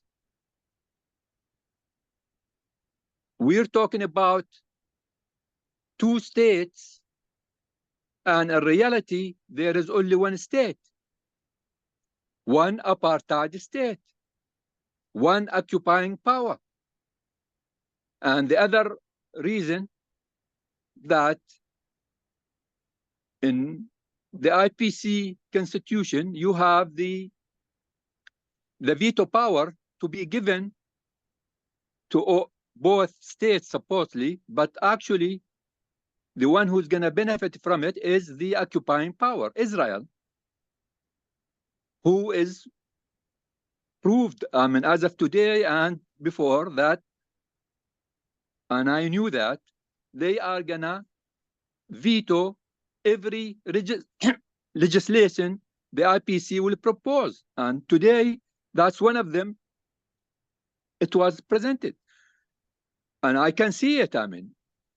The IPC will never go anywhere because of that veto power. And then it will go on and on for forever. So I don't see that the IPC as a solution. I mean, there is nothing in it. I mean, the best solution, as I said before, and now I can say it, the best one and the easiest one is one secular democratic state, which is easy to do. Why? I mean, because no negotiations, you don't need to negotiate, no transfer of population. The only thing that you need to do is to end the occupation, end apartheid system, and call for one secular democratic state with equal rights for everybody, and one man, one vote. End of the story. You have 14 million people. They can live together on one land, one federal government, and one state. And the possibility, it is there. I mean, we have one example, South Africa, 30 years ago. 30 years ago, nobody thought that could be possible, but it happened. And it could happen now with Israel and Palestine. You can have just one secular democratic state and end of the story. And that's, I mean, it's not, it doesn't require a genius, I mean. It just requires maybe a sane, smart, intelligent Israeli to step ahead and say, that's the solution. Now, the other thing that you brought up about the media, American media, and you said that they are not interested in the IPC or... No, I disagree with you, Joseph. From my dealing with the media over the years, for the last 40 years, I have been dealing with the media, and I am a media person as well. For instance, with the LA Times, at one time, I mean, like 20 years ago, I took Dr. Hanan Ashrawi to meet with all the editors, the entire editors of the Los Angeles Times, about 20 of them. And we spent like 2 hours. They listened to her and they, asked questions and whatever. And I came out of that meeting thinking that all of these editors, what they share really, they share that one idea that the best solution is one secular democratic state. Those are editors of the Los Angeles Times 20 years ago. And I'm sorry, over the years, Hanan Ashrawi does not support one state. I know she didn't, but the editors did. They asked the questions and they didn't agree with Dr. Hanan with two-state solution, but they proposed one state. And over the years, editorials in the LA Times, all of them, all the time, they support one secular democratic state. Can I ask a question, Samir, if it's possible? Yes. When you are talking about editor in LA Times and United States of America, this is not as the people who suffer under the occupation. Me as a Palestinian, I don't see myself going under the same parliament with Ben Gvir and Smotrich. And as you just saw a week ago, where Ayman Ouda and Ahmed Al-Tibi and all the Knesset Arab members, they always, if there is no security in the Knesset, they will kill each other. The common government, I am totally, my opinion is opposite than you, and I'm seeing the opposite by bringing the common government, because you don't need to bring me under the same parliament with these people. Yes. We have so much history, we have so much hate, we have so much blood, and it's going to take generation and generations of people to clean this and to adjust for a new life with them. But so the best way to do it is just to bring in. We will agree for human rights, equal rights. But I am in my village. I'm with my community. You are in yours. We don't need to interact right now because there is a problem for interaction. Well, I think that's very authentic. And Joseph said something about the people on the ground. I don't see the people on the ground have actually the most realistic view of this conflict than anybody else, because the people who advocate for one state solution like tomorrow are people who either have two objectives.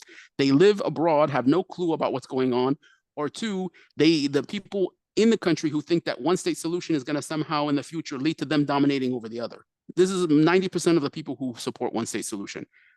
And this is why the Confederation is important, because we do have two identities. South African blacks and South African whites actually had more in common than Palestinian Arabs and Israeli Jews have. I mean, in terms of language, religion, and stuff, there was actually a lot more, but it's different. So I agree with Saeed 100%. And we have Mr. Abu Tayya right now. He's asking. He's kind of like talking about the one state solution. And they are making it look like so easy. I told him 100%, I am going with the common government, because one state solution means me and the settler and Ofra are going to be best friends tomorrow and live under the same. It's not going to happen that easy. So you have to be separate for a while, and then you have a new generation. And Hanan Ashrawi was interviewed by 972 magazine when they asked her. Guys, we have to open the discussion. Yeah, I know. Let me say something that when I'm talking about one state solution, one secular democratic state solution, there is a precedent, which is Israel today, the way they call Israel, where they have Palestinians represent about 2 million Palestinians living in Israel, what's so-called Israel, and they have the right to vote, and they have equal rights to some extent. So if that worked for the last 76 years, why not now include the West Bank and Gaza and make it all one state, one democratic state. So I mean to say that, oh, it's not going to happen or that's too difficult. No, that's not true. The truth that it is right now, it is one state, but it is apartheid state. Well, dismantle the apartheid and the occupation. End of the story. Not Tell that me, I easy, mean, brother. Not that Rich easy. or this and that. Samir, Those the just disappear. IPC, I mean, the Samir, people when you end the occupation, you end the you have different people. I mean, the people who change, and it's not going to happen overnight. Of course, it will take generation, maybe 2 generations, maybe Samir. 30 years. Of course. Samir, But you said you participated in the simulation today, and we said time and time again, we do not oppose any other solution. We do not oppose the Israeli dismantling itself or the Palestinian dismantling itself.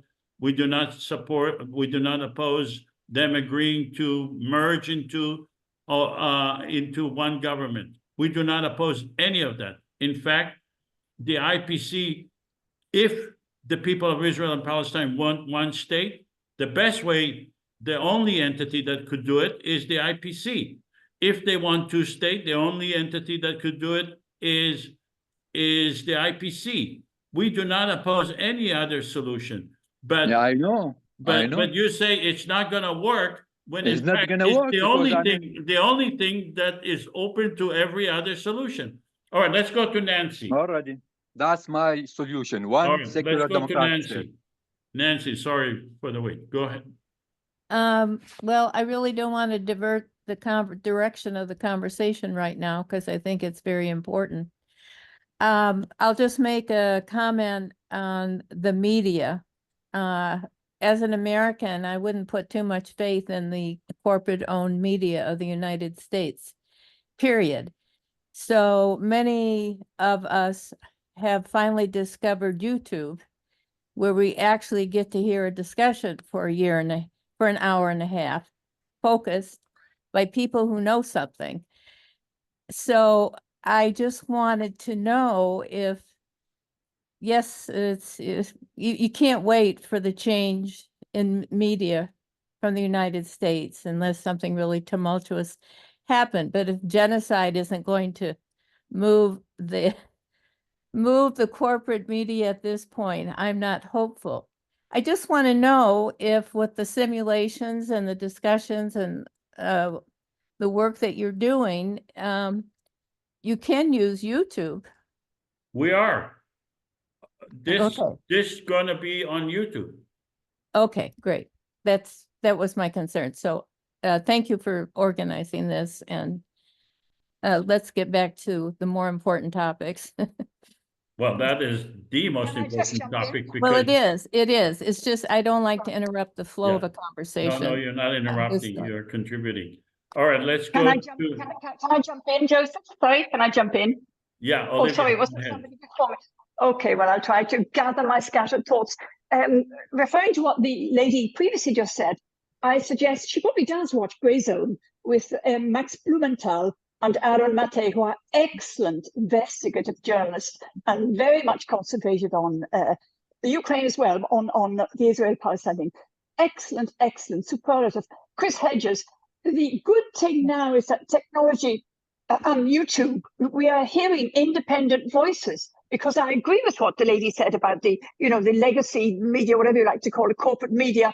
It's not free. It's rubbish, and it's boring, and it's offensive because it's not telling us what's happening.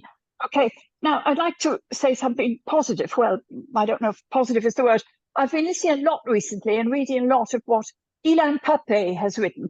Now, yeah. Ilan Pappé, back in February, when he was presenting his book called Lobbying for Israel on Both Sides of the Atlantic, it was published back last February, and I read it. It's very interesting.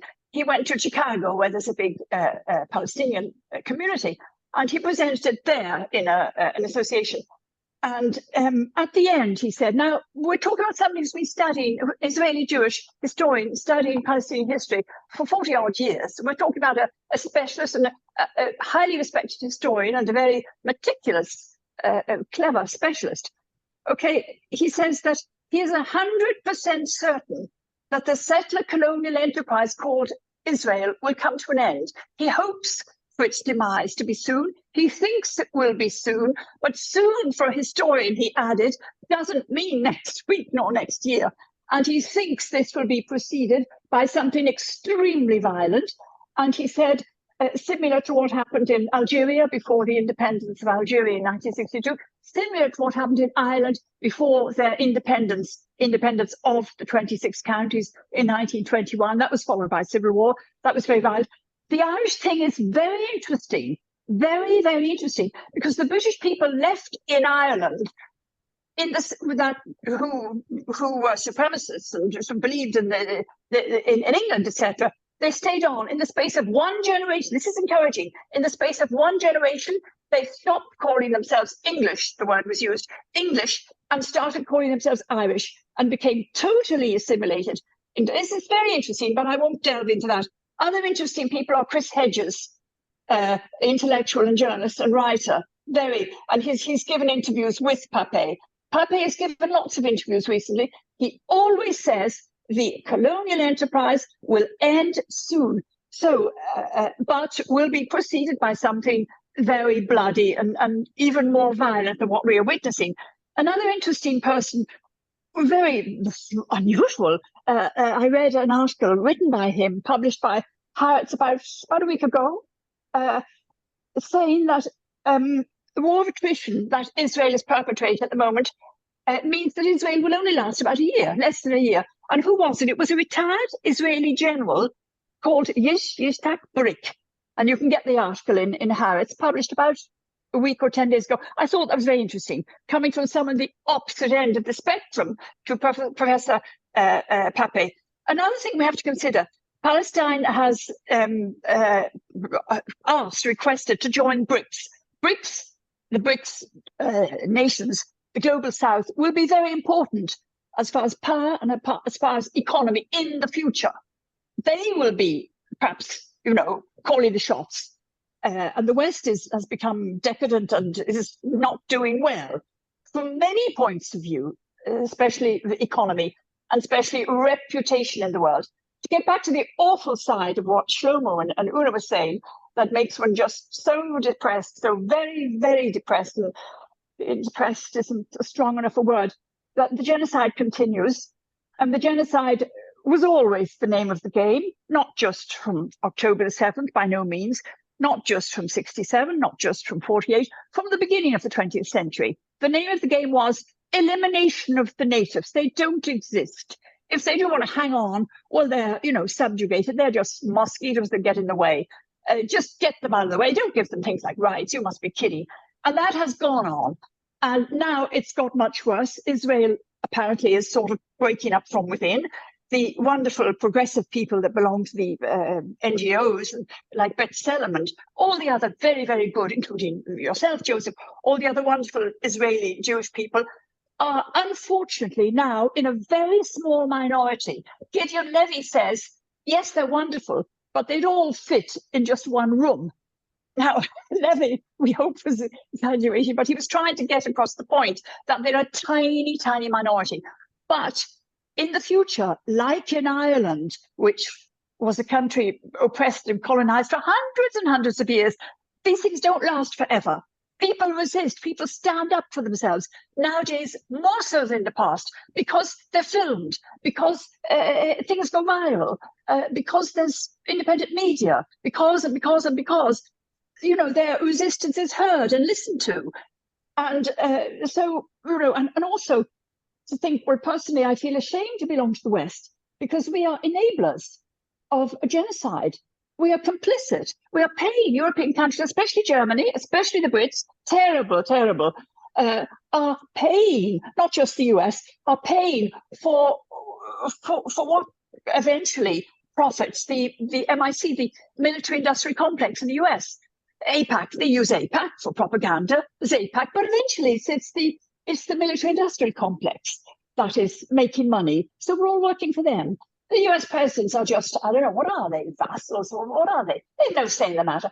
Kamala Harris, whom, I don't know much about her. Norm Finkelstein says she's a moron, but she's just going to do do exactly the same as Biden and Trump would do exactly the same. So there's no hope. There's no hope. The only hope is independent media, BRICS in the future. Oh, one other interesting person that I discovered only about 6 months ago called Escobar, a Brazilian political analyst who was brilliant and who also says, like Pape, he's an expert in the Middle East, and also says, like Hedges and like Pape, this will come to an end. These situations have a beginning and have an end, and the end is in sight when we don't know. So things like the IPC will be necessary. There has to be something ready. And it won't be easy, of course. And I understand Saeed saying, we hate each other. I want to live in my house. I just don't want to see Israelis hanging around the place. Of course, we understand that. Hatred, this war and the behavior for the last 70 years has fueled hatred, and fueled revenge. Israelis are stuck in October the 7th psyche. They haven't moved 1 inch. They're stuck with that. The education system is terrible as well. It indoctrinates them with all sorts of rubbish. And so, you know, all these things, I see terribly negative things and terribly sad stuff that unfortunately we're complicit to. And then hopeful things on the part of Pape, who is the leading specialist on Israel. So thank you so much, and thank you everybody and my fellow participants and Nasir and everybody, and see you soon. Thank you. I agree with thanks, Olivia. By the way, there are a lot of names being thrown around here on the chat, and I see all these people have been invited. They did not accept our invitation. They all speak, and I agree that the end of the colonialist Israel Zionist state is very, very possibly at the end. But we are the only organization that actually propose how Palestinians and Israelis could live together, even if they are at the end or not, because you have to remember that even if the Israeli government is at the end, there will also have Palestinian governments, and they are not, they have to be dismantled too. So the idea that in order to create one state, so it's not going to be very easy. I spoke with Jeff Halper, who said that he supports one state. And I said, well, that's a good idea, one state, absolutely. But what would be the constitution? What will be the form of government for the one state? And he said, well, that's the problem. And I said, well, then, you know, if that's the problem, then you have to deal with it. You can't just say dismantling Israel and hoping that something good will happen afterwards. Dismantling Israel could also mean something worse would happen. Let's go to Sean. Joseph, just I want to mention something, you know, about Netanyahu, and he's an extremist, which we agree on, yes. But how are we? You know, our purpose is to bring peace to Israel and Palestine. When this right-wing government, not just Netanyahu, they're all they're thinking about is getting rid of Palestine as much as they can. Because you got somebody like Ben Gvir and that other guy, what's his name? Bazalo. Smotrich. Those guys. No, Smotrich in Hebrew. Smotrich. Smotrich, yes. Anyhow, like Ben Gvir, he will defend every IDF that when they do something wrong, he will defend them, that to justify their immoral action. You know, he's also following the footstep of Mir Kahan, the guy who was trying to get rid of all the Arabs in Palestine, getting rid of them from Israel. He follows Mir Kahan's footstep. And that other guy, Smotrich, he talks about displacing Palestinian from the West Bank slowly. And he also mentioned that every time a country that recognizes Palestine, he will start to build a new settlement to fuel the fire more. You know, you have these Zionist fanatics in the government. Like, how are we going to work with Israel when all their goal is trying to displace Palestinians as much as they can? You know, like going into Gaza, you know, hoping soon once they destroy Gaza, they will annex Gaza, just like they were annexing the West Bank. How are you going to work with these when these are a bunch of Zionist fanatics who are just thinking about the only goal is to just get rid of Palestinian one way or another? Well, the IPC will make them irrelevant. The IPC will expose them because how do you think they get their power? They don't get their power by their intellectual ability. They get their power by using fear of Palestinians, fear of Muslims. That's how they get their power. Once we have the IPC in place, once we have a federal government, Palestinians and Israelis elected together, then their base of fear will be diminished substantially. The Palestinians and the Israelis will see each other in different eyes. Israelis will see Palestinians in different eyes. They take a while, but it diminishes the weapon that they use, which is the fear of Palestinians. For every Israeli now, they equate Palestinians with Hamas. If we have Palestinian parliament members sitting together with Israelis, if we have a vote by Palestinians and Israelis together, their ability to create fear will be diminished, and we will have international recognition. Look, it's basically about having the election done. Once the elections is being done, then the narrative will change completely in Israel-Palestine. Let's go. Can I ask my question now, please? Ola, is that Ola? Yes. Yeah, okay, yes, apologize. I have, I've been listening to everything that everybody's saying, and I appreciate this. I think, because of the situation on the ground and how everybody feels in the present time about each other, what is the plan for educating people about the IPC? Because educating people to get them to change their mind is crucial before you can just implement something like that. And that's something that's missing here that I didn't hear about the education process for people to know. I mean, that's a crucial thing of, having people to learn about the whole concept. And there are two organizations on the ground that I've heard of. One is called Land for All, and I believe Standing Together. I'm making a mistake with the actual names. So like those types of organizations would be good to reach out to them, because they're already kind of doing like the other group that somebody mentioned. I can't remember the name of the other group that get together. They're grieving, both have grieving issues because they both have people on both sides that have, obviously been killed. So, I mean, is the process of educating the people through those organizations first, or how that's one question.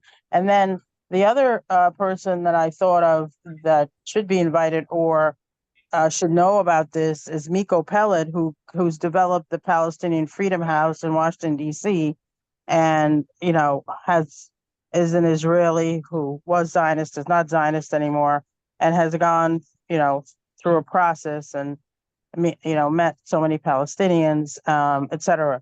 So I think, how are you planning on inviting him? Have you invited him?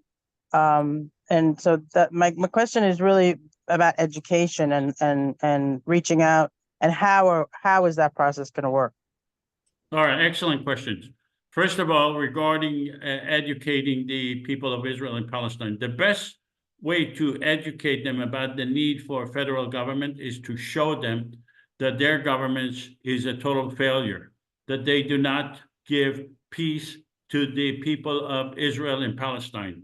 The government of Israel was created to give the Jewish people security and peace, and it did the opposite. Israel, and so we can show that to these, if we have the opportunity to show the people of Israel and Palestine that their governments are the problem, not the solution, that they have been involved in constant war since 1948 until now, and thousands of Jews have been killed because of their government's inability to give them security and prosperity and to give them peace. That would be the first step for them to accept, for some of them, not all of them, to accept that an alternative government is necessary.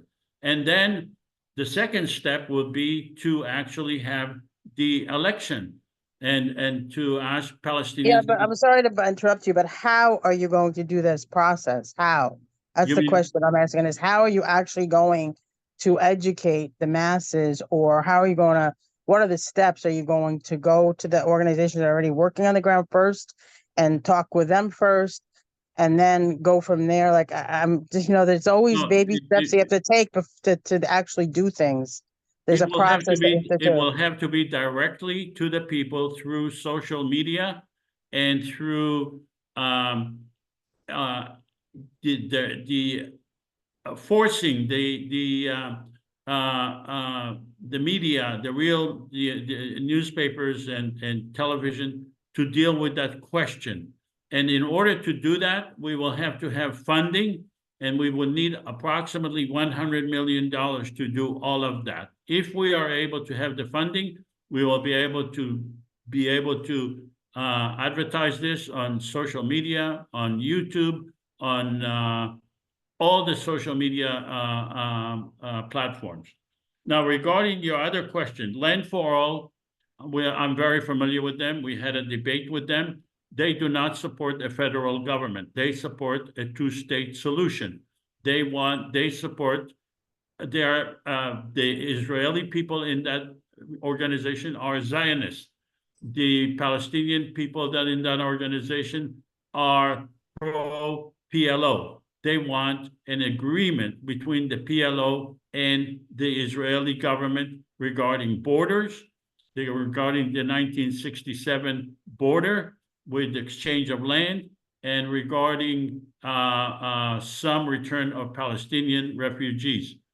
They do not support a constitution for the whole area. They do not support a federal government. They support two-state segregation between Palestinians and Israelis. But they do call for a confederation. I'm sorry?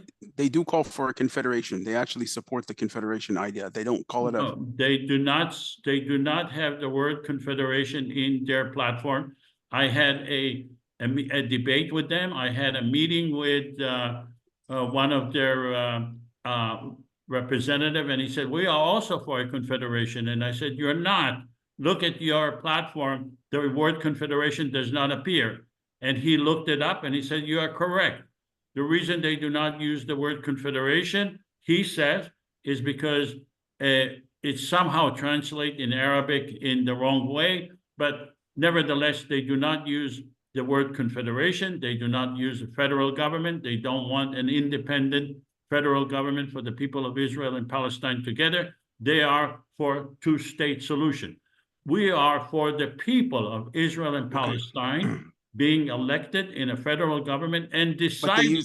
They use the term, the two states shall share institutions of a confederate nature to decide joint matters. The two states will decide on the powers granted in these institutions. So it's not a top-down confederation, but I think it's from the bottom up. Okay, but they do not support an election. They do not support, they do not have a constitution. They support two-state by the 1967 border. We are not, we do not feel that it is up to us to decide the substantive nature of the solution. It is up to the parliament members who will be elected by the people of Israel and Palestine together. And we are basically saying that the Israeli government is the problem. The Palestinian governments are the problem. We are willing to work with them because we have no choice, but because they are indispensable. But we are not saying that they are the solution. They are saying those governments are the solution. Now, regarding Miko Peled, and I debated with him also. He supports one state, and which I support in theory too. But when I asked him how would the Israeli government and the Palestinian governments, we have to deal with reality here. There is an Israeli government and there is a Palestinian government, at least two governments. How do you want to dismantle those governments in order to create a one government, secular government for the whole area? He did not have a reply to that. And that's the Well, I have a reply to that. Just do it just like what they did in Israel since 1948, for heaven's sake. You don't have a reply. You don't. You say just like do 1948. No, they didn't no, do it no, 1948. I mean, Come on. no, I mean, no. I mean, the stupid Samir. Israeli leaders in 1967. Samir. In 1948, the Palestinian let- citizens, they were under martial law until 1966. So if you want to go back to 1948, No, we have it right. no, They were. no. I'm not going. I'm just How do saying you that. dismantle the Israeli and the Palestinian government? No. What I'm saying that the model of one democratic state already existed since I'm not 1948 asking about the and model. 1967. Deal with the question, Samir. The question is very simple. 1966, martial law was the rule of law for the Arabs of 1948 territories. I know that. I know. So you're going to tell me the model is 1948? No, sorry, that's wrong. No, not the model of 1948. What I'm saying that in 1967, those stupid Israeli leaders, when they did that, they conquer the West Bank and Gaza Strip and Sinai and all of that. They could have just copy what they did. I am not asking what they could have done. Come on. Be realistic here. Don't tell me what they could have done. Well, I'm okay. asking you right now, how do you dismantle the Israeli and the Palestinian Well, government? all right. Okay. I can tell you that that's simple. I mean, it is Tell simple. me. I'm not calling to dismantle the Israel as Israel. No, I'm calling to dismantle the apartheid system. I am not asking you about that. I'm asking you a very specific question. You're running away from it. How you do it? How do you dismantle the Israeli and the Hamas government and the PLO? The PA, I mean, it's not a government. It is like, I mean, a municipality under the Israeli government. Fine, then that's easy to dismantle. How do you dismantle it? You don't dismantle it. You have elections, I mean. This is supposed to be democracy. You have an election, okay. By whom? By whom? By the people, all the people. Okay, now you're talking. That's the IPC. We are speaking about No, that's not the IPC. No, that's not the IPC. Okay, so who is going to have an election? What will be on the election? An election to do what? Well, just require a leader, smart, brave leader, Israeli leaders to come up and say, oh, okay. So we're gonna have. So you're saying brave Israeli leaders. Number one, I mean, end the occupation to begin with. No okay, you're not answering the question. You're saying what is the desirable result. Well, you're not saying how to get there. Okay. Of course, I'm saying how to get there. You do not. You get there by elections. By elections. Okay. Who will conduct this election? The people in the whole land will conduct it. What do you mean who's going to conduct it? Who's going to conduct the election on whether or not to dismantle the Israeli government and the Hamas government? Who's going to conduct that election? Tell me. Who's going to? I mean, the people in Israel and people in Palestine. Who's going to conduct? Okay. They're going to have an election and the people, let's assume that the people will, and let's say the election, there is an election, and let's assume the election passes, okay? No. I mean, we're not just talking in the abstract. You need to end the occupation. That's number one. Okay, You need. we're not speaking about the desired results. We No, it's agree not about desire. No, that's a necessary thing. You cannot have any solution, no solution, if you Okay. don't end the occupation and the apartheid system. Period. All right. Period. Okay. I don't think we're okay. Let's go to Jeff. Samir, I think what he's trying to tell you, Samir, is very simple. Is you want something to be done, but he's asking, how is that going to be done if there is no a government that can come in and actually take over if it's not there. So that'll be chaos. So that's what he's saying. No, it doesn't need. I mean, they did it in South Africa. What do you mean chaos? In South Africa, the government agreed to dismantle its. Well, yes. Okay. Well, yes. That's what I'm calling for. That's not going to happen. This government has to be forced to dismantle itself by so many outside forces. It's not going to just say, "Oh yeah, I want to dismantle myself because I'm so nice." No, it's not going to happen it's not going to happen like that. I mean, South Africa did that after extreme pressure and extreme boycotts. So boycotts have to continue because economic boycotts. Well, we have to do that. Bring things down. BDS. Yes, I bring things support down. BDS. Yes. Of course, we all do. And that's one strategy. But what he's saying is say if they do that, then there has to be something in place that can actually function and take you over. Cannot have something in place immediately. I mean, it has to be gradual. You have to elect. I mean, the pro-democracy movement already started in Israel for the last year. What is their constitution? That's exactly what the discussion I had with Jeff Halper. Okay. And he said the exact same thing you're saying. And I said, okay, let's assume the government of Israel is being dismantled. What is the constitution for the future?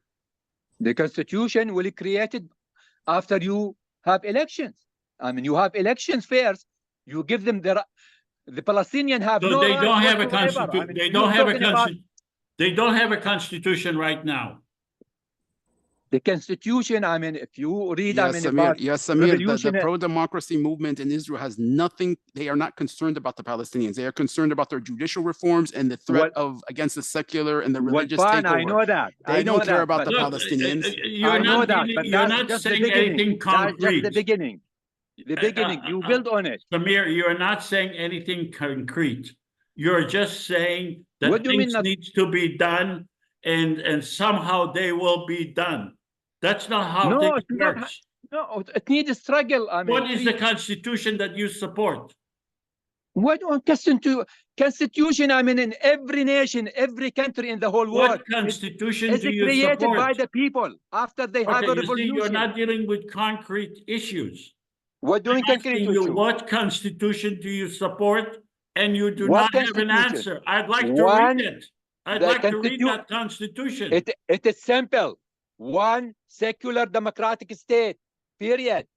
That's a headline. That's not a constitution. Let's go to Jeff. I think we exhausted these. Let's go to Jeff. I'm sorry, Jeff. You think, I mean, you have to, I mean, you invent the constitution for the people and give it to them? The people after you elect them, someone write the constitution. No, they don't write it ahead of time. No, they don't write it ahead of time. The people, I mean, after who wrote the U.S. Constitution? Do you know who wrote it? It was one person. 1 person or 10 person. I'm saying that the Constitution is written by the new elected people in democracy. The U.S. Constitution was written by one person, and then it was adopted by whoever it was that voted for it. All right, let's go to Jeff Warner. That's fine. It could happen the same right here. But the people do it after the revolution, after the change. Actually, a transition to one state can be very simple if Israel in one movement extends its sovereignty to the whole land and gives citizenship to all the people. Yes. The trouble, Samir, let me talk. The trouble is that Israel won't do that. If you look at the politics, the political leadership in Israel from one end to the other, they, as many people here have said, don't respect Palestinians and would not give that citizenship. And what's more, the Jewish Israelis would support that. So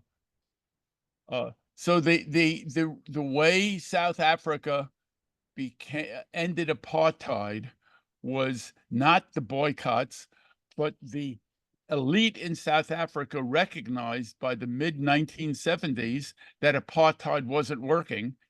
And even P.T. Botha, the bad guy, starting in the late 70s, made many moves to weaken apartheid, to try to change it. And through the 80s, they had many, P.T. Botha worked very hard to build a relationship with the ANC so that they could let Mandela out of jail and negotiate a two-state solution. A new constitution. What is needed, what happened in South Africa and what happened in Northern Ireland, which I could talk about, but I don't want to take the time, is that the elite recognized that there needed to be change. And the problem in Israel is that the elite in Israel, and in fact, most of the people, don't recognize that there has to be change. They think they can keep getting away with expanding as they have done for 76 years. And so that's the problem. The problem is the leadership and the people in Israel don't yet see that they have to make a change. All right. With that, we need to end. This is, I think we had a great conversation here today. Hey, Joseph, Nancy, I think is raising her hand. Are you raising your hand, Nancy? Well, I was, but if we're you- ready to end, I I'm won't go sorry. on for I should have another- noticed that before. I apologize. All right. Okay, so hope to see you in the next simulation. I'm sorry that Jill Stein did not make it.